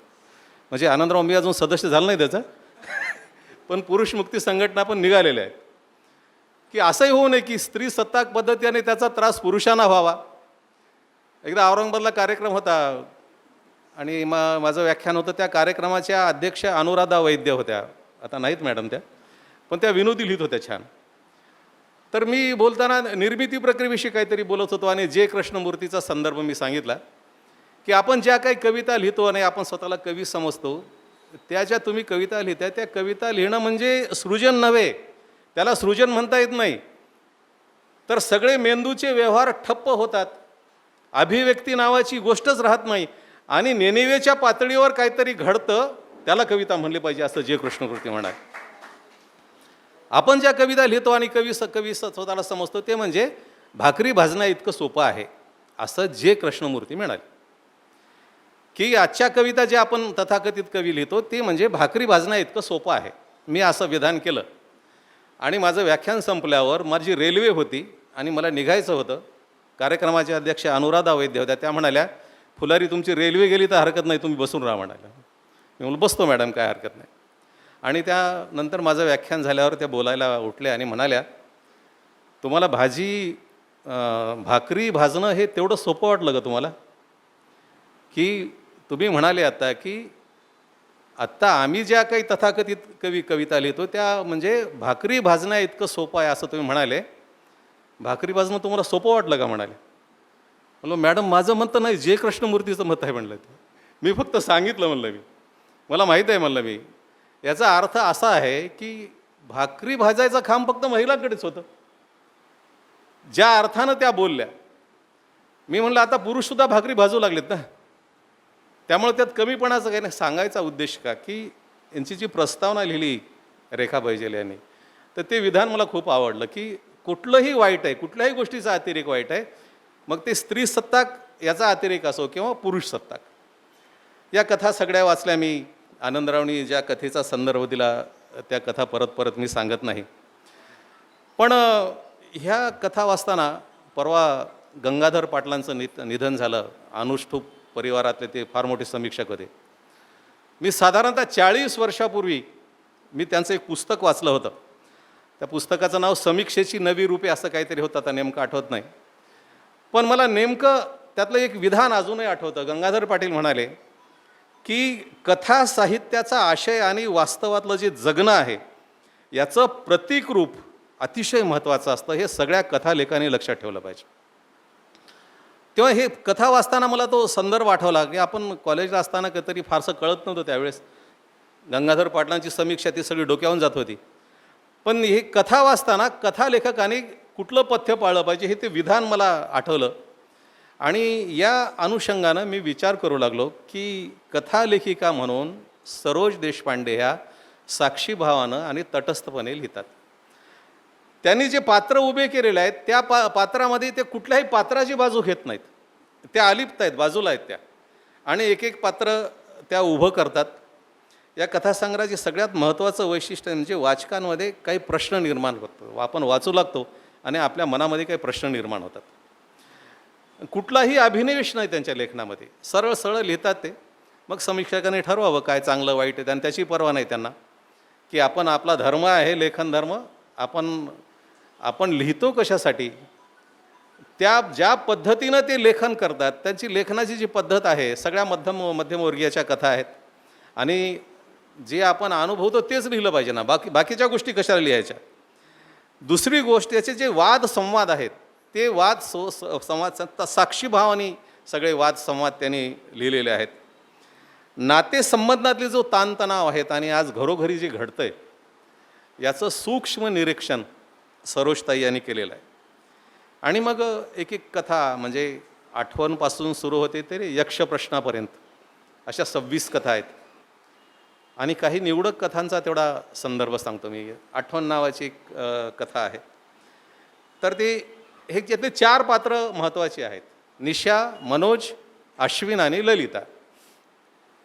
माणसाचा अहंकार, बरं हा अहंकार कुणालाही चुकला नाही, अहंकार असतोच माणसाला, पण टोकाचा अहंकार आपल्याला कुठे घेऊन जातो याचं एक सुंदर चित्रण. ते मनोज प्रवासाला निघालेला आहे, त्याचा मुलगा आहे सोबत अश्विन नावाचा, आणि गावाच्या बाहेरच्या स्टॉपवर गाडी थांबते एकदम, आणि एक महिला येते आणि अतिशय आपल्या पहाडी आवाजात थोडं खेकसून म्हणते ड्रायव्हरला की मध्ये बसू दे जा लोकांना, गाडी चालू करण्याची घाई करू नका, काही गडबड झाली आणि पडलं तर त्याला कोण जबाबदार. त्या स्त्रीचा आवाज एवढा वाढला होता की त्या मनोजला वाटतं हा आवाज आपण कुठंतरी ऐकलेला आहे. मग तो कंडक्टर विचारतो किंवा तुमचा सीट नंबर काय, त्याच्यावरही ती बाई खेक असते. त्याच्यावरून तुम्हाला काय करायचं आहे, माझा सीट नंबर आहे, मला माहीत आहे ना. आणि मग लक्षात येतं त्या याला मनोजला की हे आपली पहिली बायको आहे जिच्यासोबत आपण घटस्फोट घेतलेला आहे. आणि तो लगेच म्हणतो निशा, आणि ती म्हणते हो मनोज. आणि मग एवढा संवाद होतो. आणि मग याचं मन भूतकाळात जातं. त्याच्या लक्षात हा साधा कुठेतरी कारकून असतो. आणि मग त्याचं लग्न निशाशी होते. लग्न झाल्यावर ती खूप हुशार असते. याला वाटतं आपली आता बायको आहे, हिला आपण प्रोत्साहन दिलं पाहिजे, आणि तिला प्रोत्साहन देतो. ती अधिकारी होते. याचं फक्त एकच अपेक्षा असते, याचे खूप हाल होता. तो काहीतरी असं पिठलं भात करून खातो घरी. ती आता तिला करिअर करायचं आहे म्हणून तिला खूप सूट देतो. सगळं झाल्यावर ती अधिकारी होती, आणि याच्याकडे तिचा जो बघायचा दृष्टिकोन आहे तो क्लर्क म्हणूनच आहे. त्याला फक्त दुःख याचं होतं की हिच्यासाठी मी एवढ्या खस्ता खाल्या, हिला अधिकारी बनवलं. हिनं फक्त म्हणावं की मनोज तुझ्यामुळं मी अधिकारी झालेली आहे, पण ती म्हणत नाही. मग खटके उडतात, घटस्फोट होतो. जेव्हा मी विचार करू लागतो, माणसाला जर अहंकार नसेल तर अहंकारी नाही माणूस असा नाहीच. त्याचं प्रमाण कमी जास्त असेल. हे संतांनाही चुकलं नाही. एखादा तुकोबा सोडून द्या, एखादा ज्ञानोबा सोडून द्या की त्या ज्यांना अहंकार नव्हता. मुक्ताबाईनं सगळ्यांना उद्धार केलेला आहे. ते मुक्ताबाई म्हणतात ना की तथाकथित धर्म मार्तंडांनी ज्ञानोबाला टाकून बोलल्यावर ज्ञानोबा आले आणि ताटी लावून घेतले आणि रडू लागले. तेव्हा मुक्ताबाई म्हणाली असं रडून करतात, मला संत व्हायचं आहे ना, संततेने व्हावे, जग बोलणे सोसावे, मिथ्या कल्पना मागे सारा, ताटी उघडा ज्ञानेश्वरा. मुक्ताबाईनं सगळ्याला सुनावलं आहे.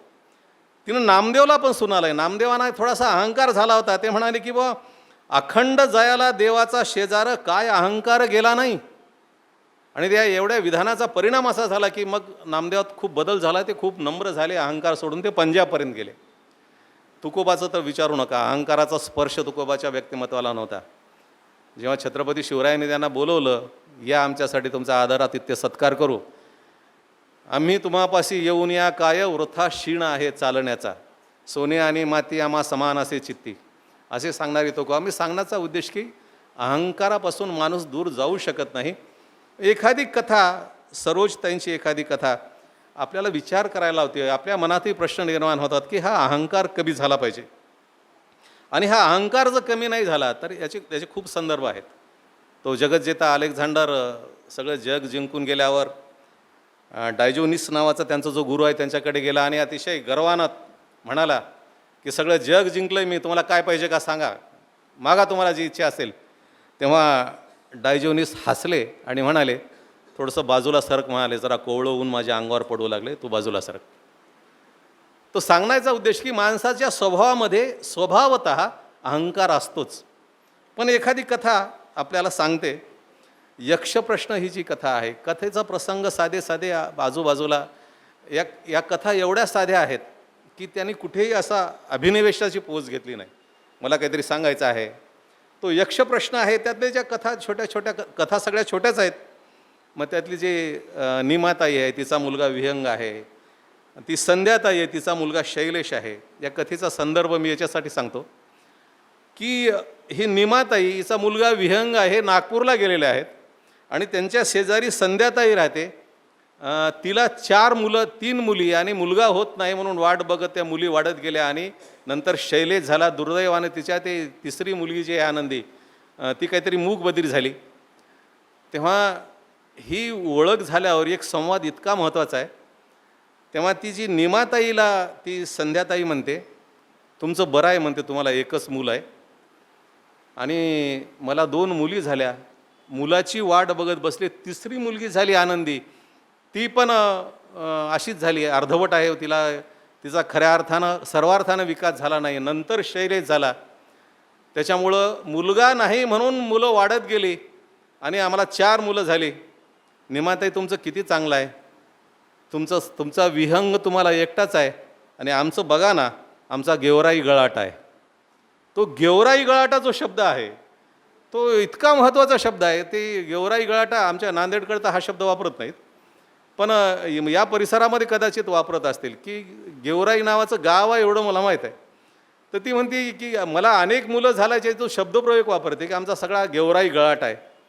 आणि कुणी सांगावं असा शब्द रूढ होईल, अशा नवीन शब्दासाठी मी त्यांचं अभिनंदन करतो.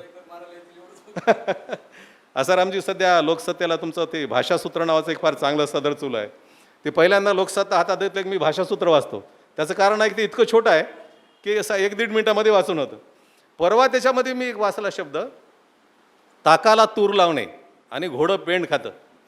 आता हे दोन्ही शब्दाचे अर्थ म्हणजे वापरतो आपण आणि सगळ्याला माहीत आहे याचा अर्थ आपण कुठं वापरतो. ते काय रे तुझं घोडं कुठं पेंड खातं, मला एक लक्षात आलं की बाबा काहीतरी अडचण आहे, याला काहीतरी गतिरोधक आहे, पण त्याचा अर्थ तसा नाही. तो पेंड जो शब्द आहे तो अपभ्रंश आहे. तो मुळात शब्द पेन आहे. जेव्हा घोडा प्रवासाला जातो तेव्हा कुठेतरी त्याला विश्रांतीसाठी कुठेतरी त्याला थांबावं लागतं, त्याला पेन शब्द आहे. म्हणजे दम खाणे म्हणजे पेन खाणे. त्या पेनचं पेंड झालं आणि आपण म्हणतो की काय तुझं घोडं कुठं पेंड खाल्लं. ताकाला तूर लावणे हा तर इतका शब्द इतका वाक्प्रचार चांगला आहे. आपल्याला ताक म्हणजे दह्याचं ताक माहीत आहे आणि तूर म्हणजे शेतातली तूर माहीत आहे, पण ते अनेक वर्षापासून वापरतो आम्ही शब्द वापरतो. तर हा तो ताकाला तूर लावू देत नाही बरं का. पण याचा अर्थ परवा मी ते लोकसत्तेमध्ये कळला की ताक नाही तो ताग शब्द आहे, ताग. आणि जो तूर शब्द जो आहे ते ताग तयार करतात धागे विणण्यासाठी, त्याला एक आडवं लाकूड बांधतात पट्टी, त्याला तूर म्हणतात. तागाला तूर लागू देत नाही याचा अर्थ वस्त्र तयार होत देत नाही असा त्याचा अर्थ. तर ते गेवराई गळाटा शब्द वाचल्यावर मी म्हणलं एक चांगला नवीन शब्द आपल्याला सरोजताईने दिला. असे काही नवीन शब्द त्याच्यामध्ये आहेत. अनेक कथा आहेत, सगळे संदर्भ सांगत बसत नाही मी, पण ज्या कथेचा संदर्भ आनंदरावने केला, धनी पत्रास कारण की, तर ती कृष्णा नावाची जी नायिका आहे आपल्या, असं वाटतं की हा काय हिचा नवरा व्यसनी होता का कशामुळं, पण अतिशय साधा सरळ माणूस, एक घरंदाज माणूस, आणि त्याची जी आत्महत्या झाली आणि ते त्या बाईवर जे संकट कोसळलं.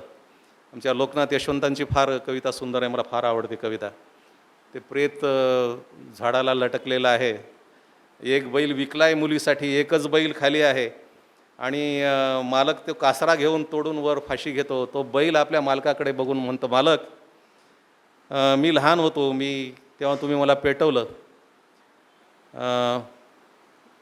शब्द मागे पुढे झाले असतील, पण लाख मोलाचं कुटुंब नियोजन आपलं शारीरिक संबंधाचं त्याने शब्द वापरलेला आहे. तुकोबाच्या भाषेमध्ये अंडी शब्द वापरले. तुम्ही माझी अंडी केली, मला सगळ्या सुखापासून दूर केलं आणि मी सगळे माझे सुख पायदळी तोडून तुमचं रान मी हिरवत करत राहिलो आणि मालक तुम्ही हे काय केलं, मालक तुम्ही हे काय केलं. हे सगळे संदर्भ त्या कवितेचे शब्द मागं पुढे झाले असतील, पण ती लोकनाथ यशवंतांची कविता मला खूप आवडते. असे संदर्भ घेत ह्या लिहितात. सुनामी नावाची एक कथा आहे. ते धनलक्ष्मी नावाची नायिका काही आपली बहीण वारते, तिची एक मुलगी झालेली आहे. हे घराघरातल्या गोष्टी आहेत. आता ती आपल्याकडे म्हण आहे, माय मरो आणि मावशी जगो. मग तिला गळ घातली जाते, तू लग्न कर, त्याचं सांभाळ कोण करेल. तिला ती सुनामी शब्द वापरला आहे, पण ती पण नंतर ती एवढी रुळतीत की ते उर्वी नावाची जी मुलगी आहे तिला आपलीच वाटू लागते. ह्या अशा ज्या कथा आहेत. आणि मग ते चित्र आणि हे चित्र, ही एक कथा आहे, मला ती फार आवडली कथा. म्हणजे व्यक्तिचित्रण केलेलं आहे आणि त्या कथा अशा आहेत की ते आपल्या लोकसाहित्यामध्ये आहे ना. बाई ग बाई दिव्यामध्ये सारी वातं, तुझ्या माझ्या कथेमध्ये सरेल ग सारी रातं. तर त्या सगळे कॅरेक्टर जे उभं केलेले आहेत हे सगळे महत्त्वाचे आहेत. आणि आपण जेव्हा कथा वाचतो तेव्हा जसं जसं आपलं वय जातं, कथेचं सोडून द्या, की आपण आता मी कॉलेजला असताना स्मृतिचित्रे वाचलं लक्ष्मीबाईचं. तेव्हा जे मला पुस्तक भावलं ते आज जर मी ते पुस्तक वाचलं तर मला ते वेगळ्या पद्धतीने नव्यानं भेटते. मला ती कथेची ताकद काय आहे. आपण कवितेच्या बाबतीत म्हणतो की कवितेला अन्वयाचे धुमारे वगैरे फुटतात, पण कथेचंही तसंच आहे. म्हणजे आज आपण कथा वाचली सरोजताईची, अजून साधारणतः 20 वर्षानंतर 25 वर्षानंतर एखादा वाचक वाचेल ते स्टॉकिश लेखिका एक म्युरियल स्पार्क नावाच्या कवयित्री आहेत. त्यांची फार सुंदर कविता आहे, गमतीचा भाग आहे पण जाताना सांगतो फक्त तेवढं. ती कविता अशी आहे की रात्र झाल्यावर लेखकाची भूतं स्वर्गातून खाली येतात. रात्र झाल्यावर लेखकांची भूतं खाली येतात. घरात सगळेच झोपलेले असतात. ते पुस्तकाच्या कपाटाजवळ जातात आणि त्या पुस्तकातून आपलं पुस्तक शोधून काढतात आणि काही अक्षरं बदलतात, काही शब्द बदलतात, काही पॅरेग्राफ बदलतात, कधी पानाच्या पानं बदलतात आणि सगळे उठण्याच्या अगोदर निघून जातात. आणि त्या कवितेचा शेवट म्युरियल स्पार्कनं इतका सुंदर केला आहे. ती म्हणते हे कदाचित खरंच असेल, नाहीतर आपण अनेक वर्षानंतर ते जेव्हा पुस्तक वाचू लागतो हे तर त्यावेळेच्या कथेत नव्हतं, हे कुठून आलं. हे जे सगळे संदर्भ आहेत तेव्हा आनंदरावनी सरोजताईला शुभेच्छा दिलेल्या आहेत. त्यांचा स्वभाव एवढा उत्साही आहे. आता महेश देशमुख सांगत होते, हा उत्साह त्यांचा टिकून राहावा. फार अवघड परिस्थिती आहे. कोरोनानं एवढे सगळे आपण अस्वस्थ आहोत आणि मनोरुग्णांची संख्या एवढी वाढू लागलेली आहे. मुलं तर मनोरुग्ण खूप झाले, 2 वर्ष घरात राहिली. अशा अवस्थेमध्ये एक सकारात्मक भाव घेऊन सरोज देशपांडे नावाची लेखिका लिहिते आहे. मी तिला शुभेच्छा देतो आणि थांबतो. धन्यवाद. काय झालं एक उल्लेख राहून गेला माझ्याकडून, मग मला ते रात्रभर झोपच येणार नाही की आपलं हे विसरलं, त्याच्यापेक्षा सांगून टाकलेलं बरं. दत्ता डांगे ईसा प्रकाशनचे त्यांनी इतकं सुंदर माझं पुस्तक केलं, मला ते खूप आवडलं आणि त्यांचाच नेमका उल्लेख राहून गेला माझ्याकडून. क्षमस्व डांगे सर, पण तुम्ही खूप छान माझं पुस्तक छापलं, त्याबद्दल धन्यवाद. फुलारी सरांचं भाष्य ऐकतच राहावं असं होतं. अनेक नवीन संदर्भ त्यांच्या भाष्यामधून येत होते. लॉकडाऊनमुळं मनोरुग्ण जसे वाढले तसेच लॉकडाऊनमुळं कवीसुद्धा खूप वाढले ज्याचा सगळ्यांना त्रास झाला. यानंतर आजच्या कार्यक्रमाचे अध्यक्ष आपल्या परभणीचे भूषण म्हणा, महाराष्ट्र भूषण म्हणलं तरी काही हरकत नाही, असे डॉक्टर आसाराम लोमटे सर. आलोक आणि इडापिडा टळो हे त्यांचे कथासंग्रह, धूळ पेर हा त्यांचा लेखसंग्रह आणि तसनस ही कादंबरी. त्यांच्या बेईमान या कथेवर सरपंच भगीरथ हा चित्रपट प्रसारित झाला. तसेच आलोक आणि इडापिडा टळो या कथांचे कानडी, हिंदी भाषामध्ये सुद्धा अनुवाद झालेले आहेत. सरांना अनेक मानाचे पुरस्कार मिळालेले आहेत. त्यामध्ये आलोक या कथासंग्रहाला साहित्य अकादमीचा पुरस्कार आहे. त्यासोबतच महाराष्ट्र फाउंडेशनचा पुरस्कार, सह्याद्री व नवरत्न पुरस्कार, महाराष्ट्र साहित्य परिषदेचा गल ठोकळ पुरस्कार, भिग रोहमारे पुरस्कार, अनेक विद्यापीठामधून त्यांची कथा अभ्यासाला आहे. असे आदरणीय डॉक्टर आसाराम लोमटे सर यांना मी विनंती करतो की त्यांनी अध्यक्षीय समारोप करावा. सर्वप्रथम आपल्या सर्वांच्या साक्षीनं या चौथ्या कथासंग्रहाबद्दल मी सरोजताईंचं मनापासून अभिनंदन करतो. ज्यांनी या ठिकाणी आपले विचार व्यक्त केले ते माझे मित्र देवीदास फुलारी, डॉक्टर आनंद देशपांडे. डॉक्टर आनंद देशपांडे यांनी जरा विस्तारानं बोलावं असं अपेक्षित होतं आणि सरोजताईंनी जी योजना केली होती की जावई असावा कार्यक्रमात, पण जुनी कुठली जावयाची काही नाराजी असेल माहीत नाही, जावई जरा राखीव खेळले या खेळात आणि आपल्याला माहिती आहे की जावाई, आता डॉक्टर साहेबांनी सगळे वैशिष्ट्य सांगितलेले आहेत. आपल्याकडे जावयाची जात असा पण एक शब्द वापरला जातो. म्हणजे जावई हा एक प्रवर्ग आहे स्वतंत्र, इतपत आपल्या समाजव्यवस्थेत त्याला मान्यता आहे. तर डॉक्टर आनंद देशपांडे यांच्या विवेचनातून त्यांनी सरोजताईंच्या कथेबद्दल अतिशय महत्त्वाचं विवेचन केलं आणि काही सूत्रबद्ध जी लक्षणं आहेत ती लक्षणं त्यांनी सांगितली आणि जाता जाता त्यांच्या कथेबद्दलच्या ज्या काही मर्यादा आहेत त्या मर्यादांकडे पण थोडासा निर्देश केला. देवीदास फुलारी यांनी पण अतिशय महत्त्वाचं भाष्य या ठिकाणी केलेलं आहे. मित्रहो, कथा हा जो वाङ्मय प्रकार आहे तर ही भारतीय साहित्यानं जगाला दिलेली देणगी आहे. आपण सगळेजण लहानपणापासून कथा ऐकत राहतो.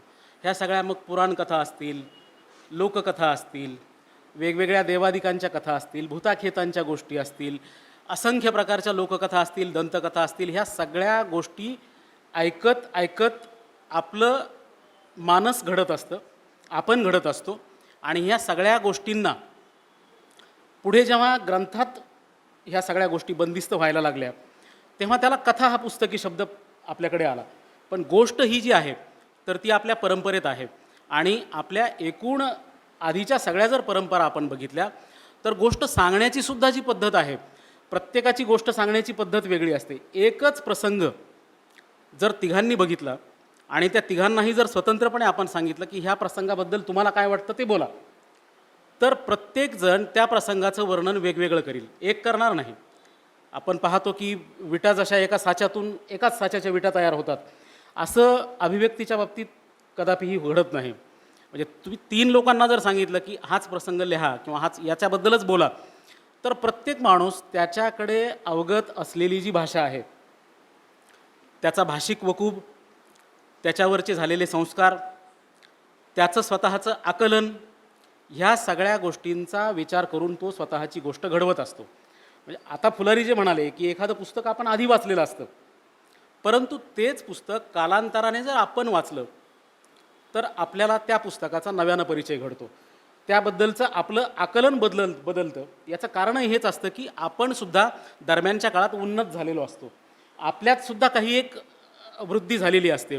आणि ह्या सगळ्या गोष्टींच्या माध्यमातून कथा मराठीमध्ये फुलत गेली, ती वेगवेगळ्या टप्प्यावर फुलत गेली. म्हणजे मराठी कथा अगदी पुस्तक रूपात जरी आपण म्हटलं तरी तिला जवळपास 100-125 वर्षाची परंपरा आहे.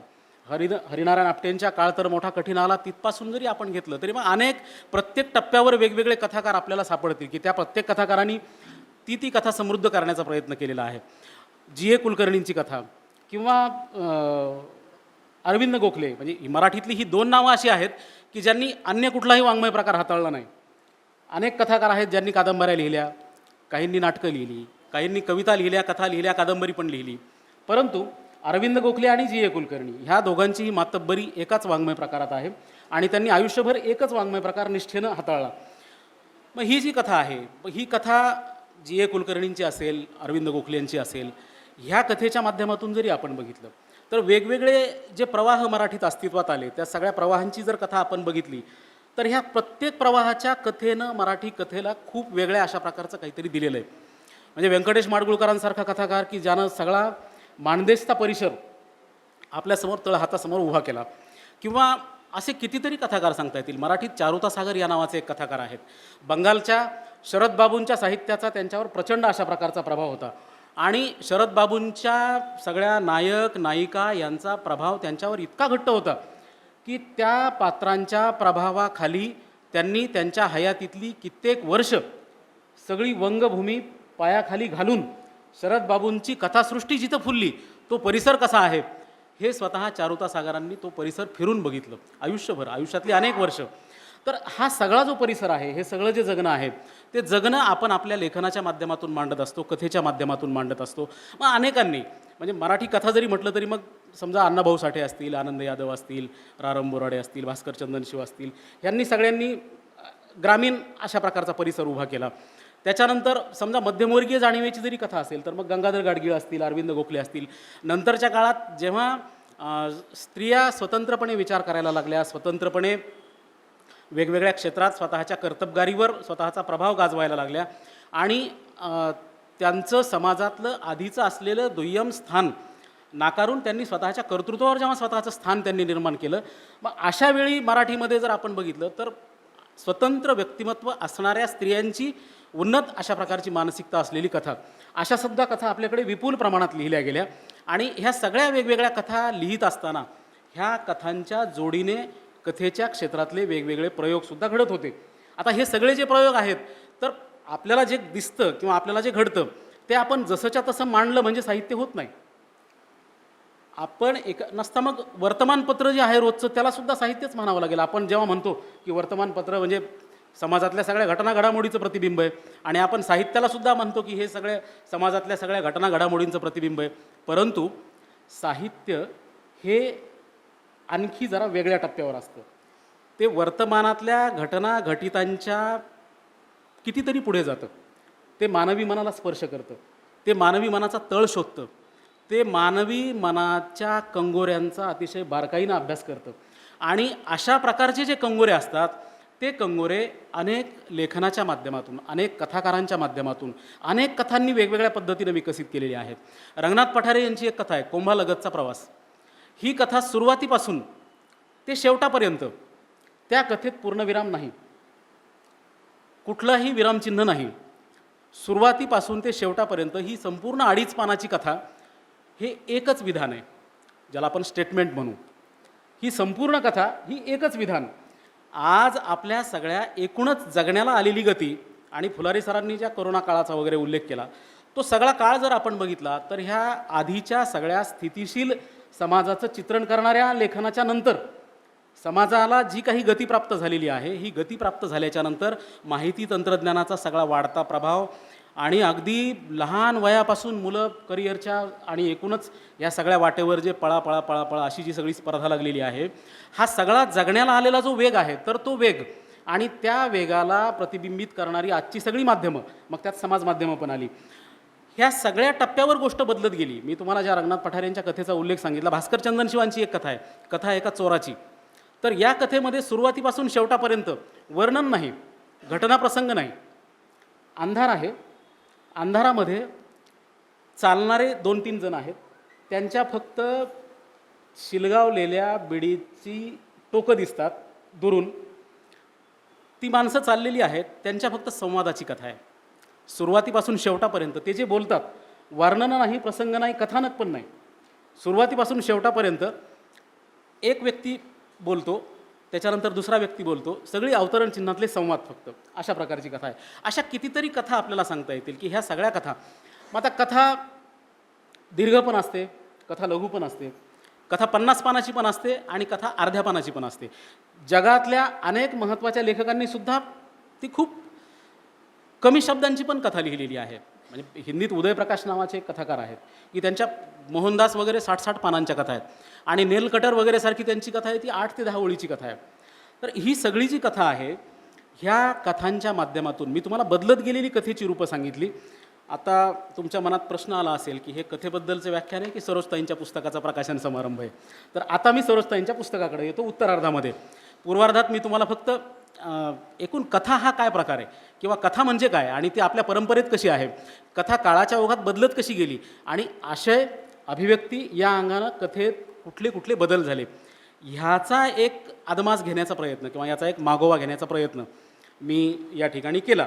आता हा जो चौथा कथासंग्रह आहे सरोजताईंचा, रंगप्रभा या नावाचा, नावाबद्दल त्या स्वतः बोललेल्या आहेत. आणि मानवी जो स्वभाव आहे, त्या मानवी स्वभावाचे जे कंगोरे आहेत, ज्याला आपण रंग म्हणतो, आणि रंग म्हणजे फक्त दृश्य स्वरूपातले रंग नाही. आपण अनेकदा असं म्हणतो की एखाद्या माणसाबद्दल जर आपलं निदान चुकलं तर मग आपण म्हणतो की असं तर वाटलं नव्हतं, त्यानं तर वेगळेच रंग दाखवायला सुरुवात केली. आता इथं रंग जो हा शब्द आहे तर तो प्रवृत्ती निर्देशक आहे, म्हणजे प्रवृत्ती म्हणून तो येतो. आणि मानवी जगण्यातल्या ज्या वेगवेगळ्या वृत्ती प्रवृत्ती आहेत, तर त्या वृत्ती प्रवृत्तींचं प्रतिनिधित्व करणाऱ्या या सगळ्या कथा आहेत. ह्या सगळ्या कथांच्या माध्यमातून एक गोष्ट निश्चित आहे की कुटुंब कथा यात सर्वाधिक जास्त आहेत. बहुतेक गोष्टी ह्या कुटुंब कथेतल्या आहेत. प्रत्येक वेळी असं काही म्हणायचं काही कारण नसतं की तुम्ही सार्वजनिक लिहिलं किंवा असं बहुस्तरीय लिहिलं म्हणजेच ते श्रेष्ठ असतं असं काही नाही की कुटुंबकथा जर असेल तर तीसुद्धा श्रेष्ठ असते. आता मराठीतली ढगसारखी जी कादंबरी आहे तर ती एका कुटुंबाची कथा आहे, पण ती सर्वश्रेष्ठ कादंबरी मानली जाते मराठीतली. तर ह्या सगळ्या कुटुंबकथा आहेत. मग या कुटुंब म्हटल्याच्या नंतर त्यात ताणतणाव म्हणजे कुटुंब हे आपल्याला जसं दिसतं की किंवा आपण कुटुंब रंगलं आहे किंवा छान चाललं आहे आमचं वगैरे अशा टाईपचं जे असतं, तर असं काही नसतं. म्हणजे कुटुंब म्हटल्याच्या नंतर त्यात ताणतणाव येतात आणि हे सगळे जे ताणतणाव आहेत तर ते आपल्याला यातल्या बहुतेक कथांच्या माध्यमातून दिसून येतील. आणि बहुतेक कुटुंबांमधले जे ताणतणाव आहेत ते जर आपण बघितले आणि सगळ्याच कुटुंबांच्या जर गोष्टी आपण बघितल्या तर हे ताणतणाव फक्त समाजातच असतात असं नाही, ते आपल्या कुटुंबात पण असतात. आणि हे कुटुंबातले जे ताणतणाव असतात त्यातल्या त्यात बघा तुम्ही, जी माणसं विचारी असतात, जी माणसं समजूतदार असतात, जी माणसं समंजस असतात, त्यांना या ताणतणावात मोठी किंमत चुकवावी लागते. कुटुंबातली जी माणसं समजदार असतील त्यांना किंमत जास्त चुकवावी लागते. कुटुंबातली जी माणसं अविचारी असतील, ती बेदरकार असतात, त्यांना आपण केलेल्या कृतीचे बरे वाईट याबद्दलच्या कुठल्याही परिणामांची क्षिती नसते आणि त्यांच्यावर त्याचा काही परिणाम होईल इतपत त्यांच्याकडे संवेदनशीलता पण नसते. हे सगळं जे सोसावं लागतं कुठल्याही कुटुंबात, तर ते त्या कुटुंबातल्या विचारी, प्रगल्भ, समंजस, समजूतदार, विवेकी या माणसांना भोगावं लागतं. मग ह्या सगळ्या ज्या कथा आहेत, ह्या सगळ्या कथांची जर आपण रूपं बघितली तर ह्या सगळ्या कथांमध्ये की म्हणजे तो अगदी बायकोला समजून घेणारा नवरा, तिच्या शिक्षणात मदत करणारा आणि मग नंतर ती करिअरच्या निमित्तानं तिचं स्वतंत्र आकाश तिला मिळतं, त्यात ती मोठी होते आणि मग कितीतरी वर्षानंतर हे जेव्हा भेटतात तर तेव्हा असं वाटतं की काहीतरी थोडीशी कृतज्ञतेची छटा तिच्या चेहऱ्यावर दिसावी, पण एवढीसुद्धा छटा त्याला पाहायला मिळत नाही. आणि मग त्याला जे काही दुःख होतं तर ते दुःख एका कथेत आहे. आता यातल्या ज्या 26 कथा आहेत, यातल्या 26 कथामधल्या बहुतांश कथा ह्या कुटुंब जीवनाशी संबंधित आहेत. आणि ह्या कुटुंब जीवनाशी संबंधित असलेल्या ज्या सगळ्या कथा आहेत, मग यात सासू सून ह्या नात्यातला संघर्ष आहे, कधी बाप मुलगा या नात्यातला संघर्ष आहे, कधी दोन जावा ह्यांच्यातला संघर्ष आहे. यातली घुसमट नावाची एक गोष्ट आहे आणि त्या घुसमट ह्या कथेमध्ये की जुनं एक सरंजामी अशा प्रकारचं वातावरण असलेलं कुटुंब आहे आणि त्या कुटुंबातली जी स्त्री आहे तर तिला असं वाटतं की हे तर म्हणजे बाहेरच्यांना तर असं वाटतं की ही तर फार मोठ्या कुटुंबातली आहे, हिला काय म्हणजे हिची घुसमट हिलाच माहीत असते. पण जेव्हा तिची बहीणसुद्धा त्याच कुटुंबात येणार असते तिच्या दिरासाठी, तर तेव्हा तिला असं वाटतं की मी जी घुसमट ह्या कुटुंबात अनुभवते आहे तर तीच घुसमट तिच्या पण वाट्याला येऊ शकते, अशा प्रकारची भावना ती व्यक्त करते.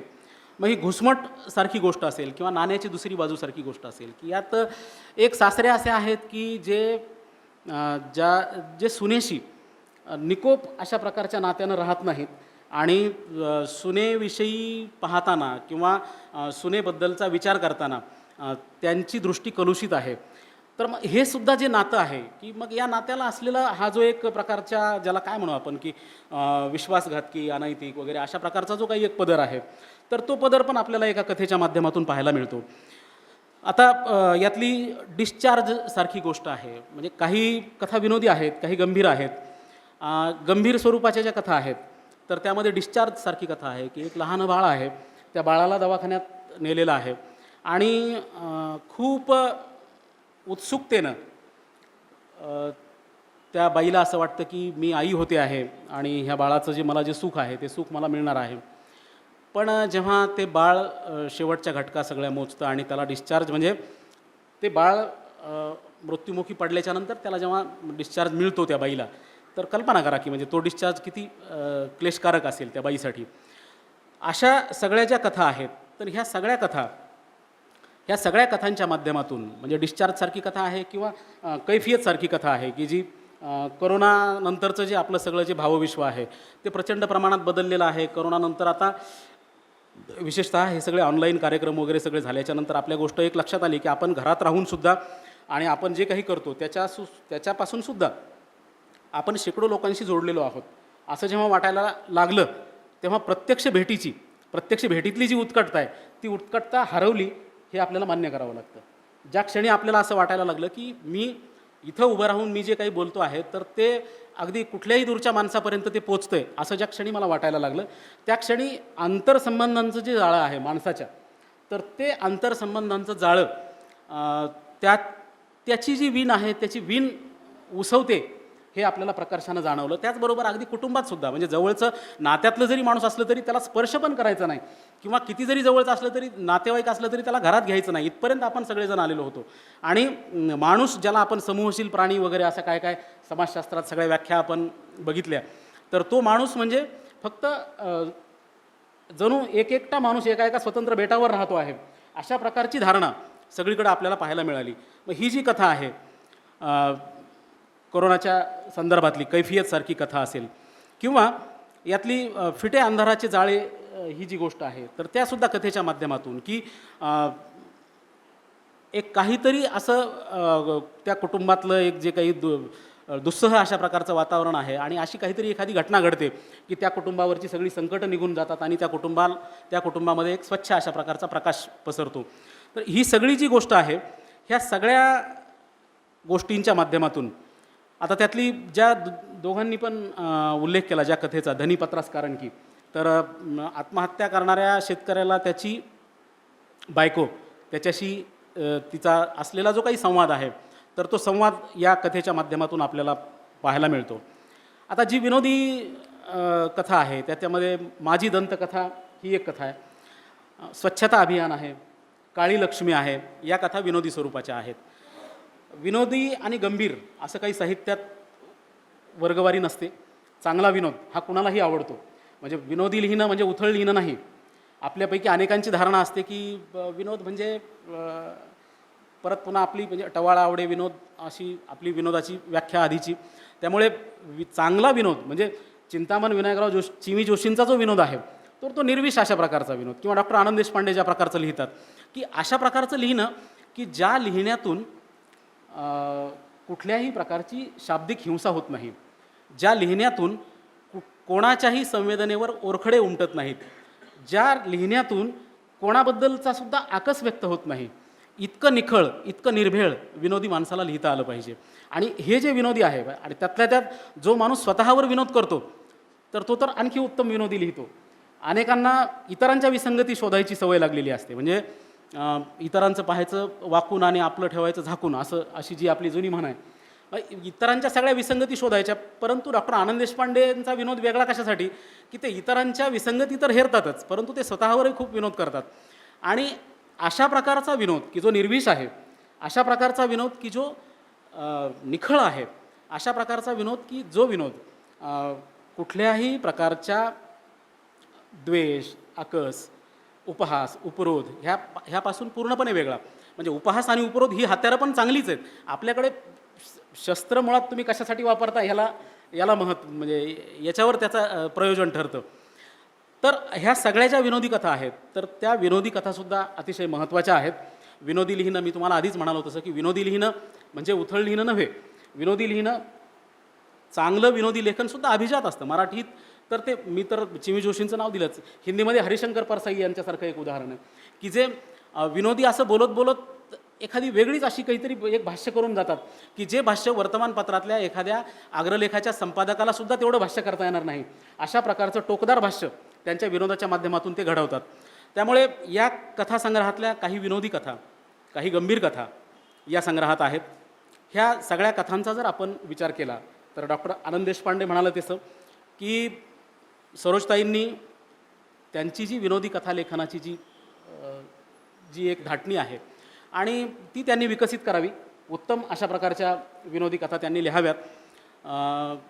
म्हणजे विनाकारण असं गंभीर लिहिण्याचं काही कारण नाही. मग त्याच्यासाठी आम्ही आहेत ना सगळे. तर जे विनोद आहे किंवा जे विनोदाचं जे माध्यम आहे ते विनोदसुद्धा आपल्या ह्या सगळ्या कथन परंपरेमध्ये विनोद म्हणजे अगदी एकनाथी भारुडांपासून जरी आपण सगळं बघितलं तरी आपल्या असं लक्षात येतं की या कितीतरी विसंगतीवर त्यांनी प्रहार पण केलेले आहेत आणि ह्या सगळ्या विसंगती हेरून त्यातलं मानवी जीवनातलं जे नाट्य आहे ते नाट्य पण त्यांनी हेरलेलं आहे. तर मला असं वाटतं की सरोजताईंनी त्यांचा विनोदी लिहिण्याचा जो पिंड आहे तर तो त्यांनी अतिशय चांगल्या पद्धतीने जोपासावा. उत्तम अशा प्रकारची विनोदी कथा त्यांनी लिहावी आणि त्याचबरोबर मला असं वाटतं की कुठलीही कथा जेव्हा वेगळी ठरते असं जेव्हा आपण म्हणतो तर तेव्हा ज्या माणसाची आपण गोष्ट लिहितो ती विनोदी असेल गंभीर असेल जी काय असायची ती असेल, पण ज्या माणसाची आपण गोष्ट लिहितो त्या माणसाच्या मनाचा तळ शोधण्याचा प्रयत्न त्या कथेच्या माध्यमातून झाला पाहिजे. आणि हा तळ शोधणं म्हणजे काय असतं की जो पट्टीचा पोहणारा आहे तो काय करतो की विहिरीत बुडी घेतल्याच्या नंतर तो अगदी खाली जाऊन तो मुठीत गाळ असा वर घेऊन येतो, त्याला थव म्हणतात आपल्याकडच्या भाषेत. तर असं अनुभवाच्या गाभ्यापर्यंत पोहोचणं, अनुभवाच्या केंद्रापर्यंत पोहोचणं हे मला असं वाटतं की कथेसाठी फार महत्त्वाचं आहे. मानसिक आंदोलनं जी आहेत ती मानसिक आंदोलनं ती इतकी महत्त्वाची आहेत. आज आपण बघतो की जगण्याला सगळी गती आली आहे वगैरे, परंतु तुम्ही सगळ्यांनी जर अरविंद गोखलेंची मंजुळा नावाची जर गोष्ट बघितली तर एक बाई आहे मुंबईतली महानगरातली ह्या सगळ्या लोकलच्या आणि एकूण घड्याळावर धावणाऱ्या जे सगळं जगणं आहे त्या बाईची संसारातल्या ह्या सगळ्या धुमश्चक्रीसोबत जी तारेवरची कसरत आहे ती अक्षरशः दमलेली बाई आहे आणि तिची जी मानसिक आंदोलनं आहेत ती मंजुळा नावाच्या कथेत आहेत अरविंद गोखलेंच्या. अतिशय उत्तम कथा. अशा कितीतरी कथा आहेत मराठीतल्या आणि जगातल्यासुद्धा, हिंदीतल्यासुद्धा, इंग्रजीतल्यासुद्धा की त्या कथा अक्षरशः मैलाचा दगड आहेत. ह्या सगळ्या विनोदी असतील गंभीर असतील ह्या कथांच्या माध्यमातून आपण मानवी मनाचा तळ गाठण्याचा, मानवी मनाचा तळ शोधण्याचा प्रयत्न केला पाहिजे. माणसाची जी काही एक जगण्याची जी आंदोलनं आहेत तर ती आंदोलनं आपल्या लिहिण्याच्या माध्यमातून लेखकानं टिपली पाहिजेत. मला असं वाटतं की ज्या अनुभवांचा आकार यात कथेच्या रूपानं सरोजताईंनी जो दिलेला आहे तर तो आकार अतिशय महत्त्वाचा आहे. जगातलं सगळं साहित्य किंवा जगातल्या सगळ्या जरी गोष्टी आपण म्हटलं की त्या वेगळ्या कशा ठरतात तर वेगळ्या एकच आहे की म्हणजे साहित्य आणि समीक्षा ह्या किती जरी वेगळे याची काही जरी पुस्तकं असली तरी दोनच सूत्र असतात की तुम्ही काय लिहिता आणि तुम्ही कसं लिहिता. तुम्ही काय लिहिता म्हणजे तुमच्या साहित्यात आशय काय आणि तुम्ही कसं लिहिता म्हणजे तुमच्या अभिव्यक्तीची रूपं कोणती. जगातल्या सगळ्या एकूण साहित्याचा, जगातल्या सगळ्या वाङ्मय विमर्शकांचा सगळा जरी काथ्याकूट आपण सगळ्या पुस्तकांच्या माध्यमातून जरी शोधला तरी हे दोनच प्रश्न आहेत, तुम्ही काय लिहिता आणि तुम्ही कसं लिहिता. तुम्ही काय लिहिता हे आशयाशी निगडीत, तुम्ही कसं लिहिता हे अभिव्यक्तीशी निगडीत. आणि तुम्ही काय लिहिता तेव्हा तुमचा आशय पाहिला जातो. आशय अतिशय श्रेष्ठ असतो अनेकदा, परंतु त्याची अभिव्यक्ती जर उणावली तर त्या आशयाला नीट आकार प्राप्त होत नाही. आपले सगळे जे दैनंदिन जगण्यातले जे अनुभव असतात, ज्या कथा तर आपण वैशिष्ट्यपूर्ण जीवनानुभव अशी कथेची व्याख्याच आहे, मग हे सगळे जे अनुभव आहेत ते अनुभव आकार शोधत असतात. हे आकार शब्दातून दिले जात असतात. हे शब्द लेखकाच्या जवळ असतात. हे शब्दसुद्धा त्यांना शब्दकोशातून मिळवलेले नसतात, ते त्यांना समाजातून मिळवलेले असतात. आणि हे सगळे समाजातून मिळवलेले जे शब्द आहेत म्हणजे व्यंकटेश माडगुळकरांचं एक विधान होतं की मी जर ओढ्याच्या काठीच्या पाण्यामध्ये भाकरीचे शिळे तुकडे वाळलेले जर मी ते बुडवून खाल्लेले असतील तर त्याचीसुद्धा चव माझ्या साहित्यात येईल. मग हे जे साहित्य आहे, हे जे शब्द आहे, हे शब्द शब्दकोशातून येत नाहीत. ते शब्द तुमच्या उपजत यावे लागतात. ते उपजत व्यंकटेश माडगुळकरांना एकदा विचारलं की तुम्ही भाषा कशी मिळवता. ते म्हणाले सोपं आहे, आपण जसं आईचं दूध मिळवतो तशी आपण भाषा मिळवतो. प्रत्येक लेखक स्वतःची जी भाषा घडवतो त्याला त्याचं आईचं दूध जे मिळतं, ज्या सहज मिळतं आणि त्याला त्याच्या आईच्या दुधातून जे काही त्याला मिळतं सत्व, तर असं सत्व म्हणजे लेखकाने स्वतःची घडवलेली भाषा असते. आपल्याला समाज जीवनात वावरताना येत असलेले अनुभव आणि त्या अनुभवांना आपण देत असलेले आकार, या दोनच गोष्टी सगळ्या सर्जनाचा केंद्रबिंदू आहेत. आणि म्हणून भविष्यात सरोजताई यांच्या हातून आणखीही उत्तम अशा प्रकारचं लेखन होईल. 4 कथासंग्रहाच्या माध्यमातून त्यांनी इतक्या विपुल कथा लिहिलेल्या आहेत. भविष्यातही त्यांचा हात असाच लिहिता राहो आणि त्यांनी आणखीन चांगली कथा आपल्या सर्वांना त्यांची आपल्याला वाचायला मिळो अशा प्रकारची सदिच्छा या ठिकाणी व्यक्त करतो आणि थांबतो. धन्यवाद. धन्यवाद सर. लोमटे सरांच्या कथा वाचायला मिळतात पण त्यांचं भाष्य ऐकायला मिळणं हा योग असतो.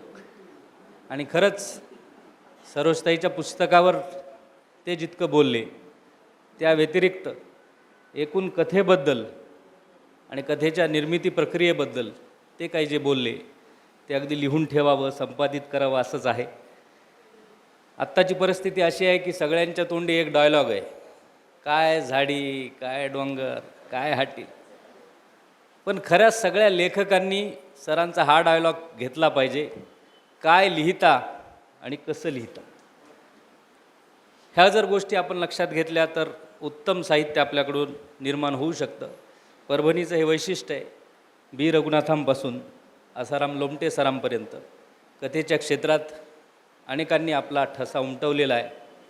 राजेंद्र गहाळे इथं बसलेले आहेत, तेही अनेक वर्षापासून कथालेखन, कादंबरी लेखन करतायत. नगर येथे होणाऱ्या ग्रामीण साहित्य संमेलनाचे ते अध्यक्ष आहेत. त्यांच्यासाठी आपण जोरदार टाळ्या वाजवून त्यांचं स्वागत करूया. तसंच आदरणीय बाबा कोटंबे सर आहेत. अनेक वर्षापासून सातत्यानं कथालेखन, कादंबरी लेखन ते करत आहेत. अर्चना डावरे आहेत, त्याही अनेक वर्षापासून कथालेखन करत आहेत. आणि म्हणून रंगप्रभा या प्रकाशन सोहळ्याच्या निमित्तानं अतिशय छान साहित्यिक मेजवानी आपल्या सर्वांना मिळालेली आहे. आजच्या या कार्यक्रमाचं अध्यक्षस्थान आदरणीय आसाराम लोमटे सर यांनी स्वीकारलं, त्याबद्दल मी त्यांचे आभार मानतो. तर लोमटे सरांचं हार्दिक आभार. तसेच ज्यांनी इतकं सुंदर भाष्य केलं असे आदरणीय देवीदास फुलारी सर यांचंही गणेश वाचनालय यांच्या वतीनं हार्दिक आभार. आदरणीय डॉक्टर आनंद देशपांडे सर यांनाही आता ते पुण्याला असल्यामुळं आपल्याला कमी ऐकायला मिळतं आहे, तेही खास जावयाच्या नात्याने इथे आले आणि सुंदर भाष्य केलं, त्याबद्दल त्यांचेही आभार.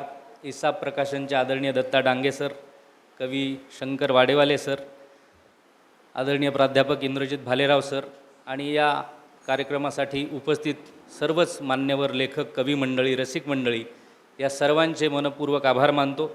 आणि हा कार्यक्रम या इथे संपला असं अध्यक्षांच्या वतीनं जाहीर करतो.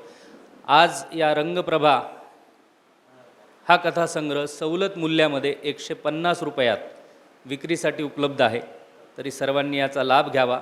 आणि आजचा हा कार्यक्रम पुन्हा ऐकण्याची इच्छा असेल तर 2 दिवसाने गणेश वाचनालयाच्या यूट्यूबवर हा कार्यक्रम प्रसारित होईल, त्याचाही सर्वांनी लाभ घ्यावा. धन्यवाद.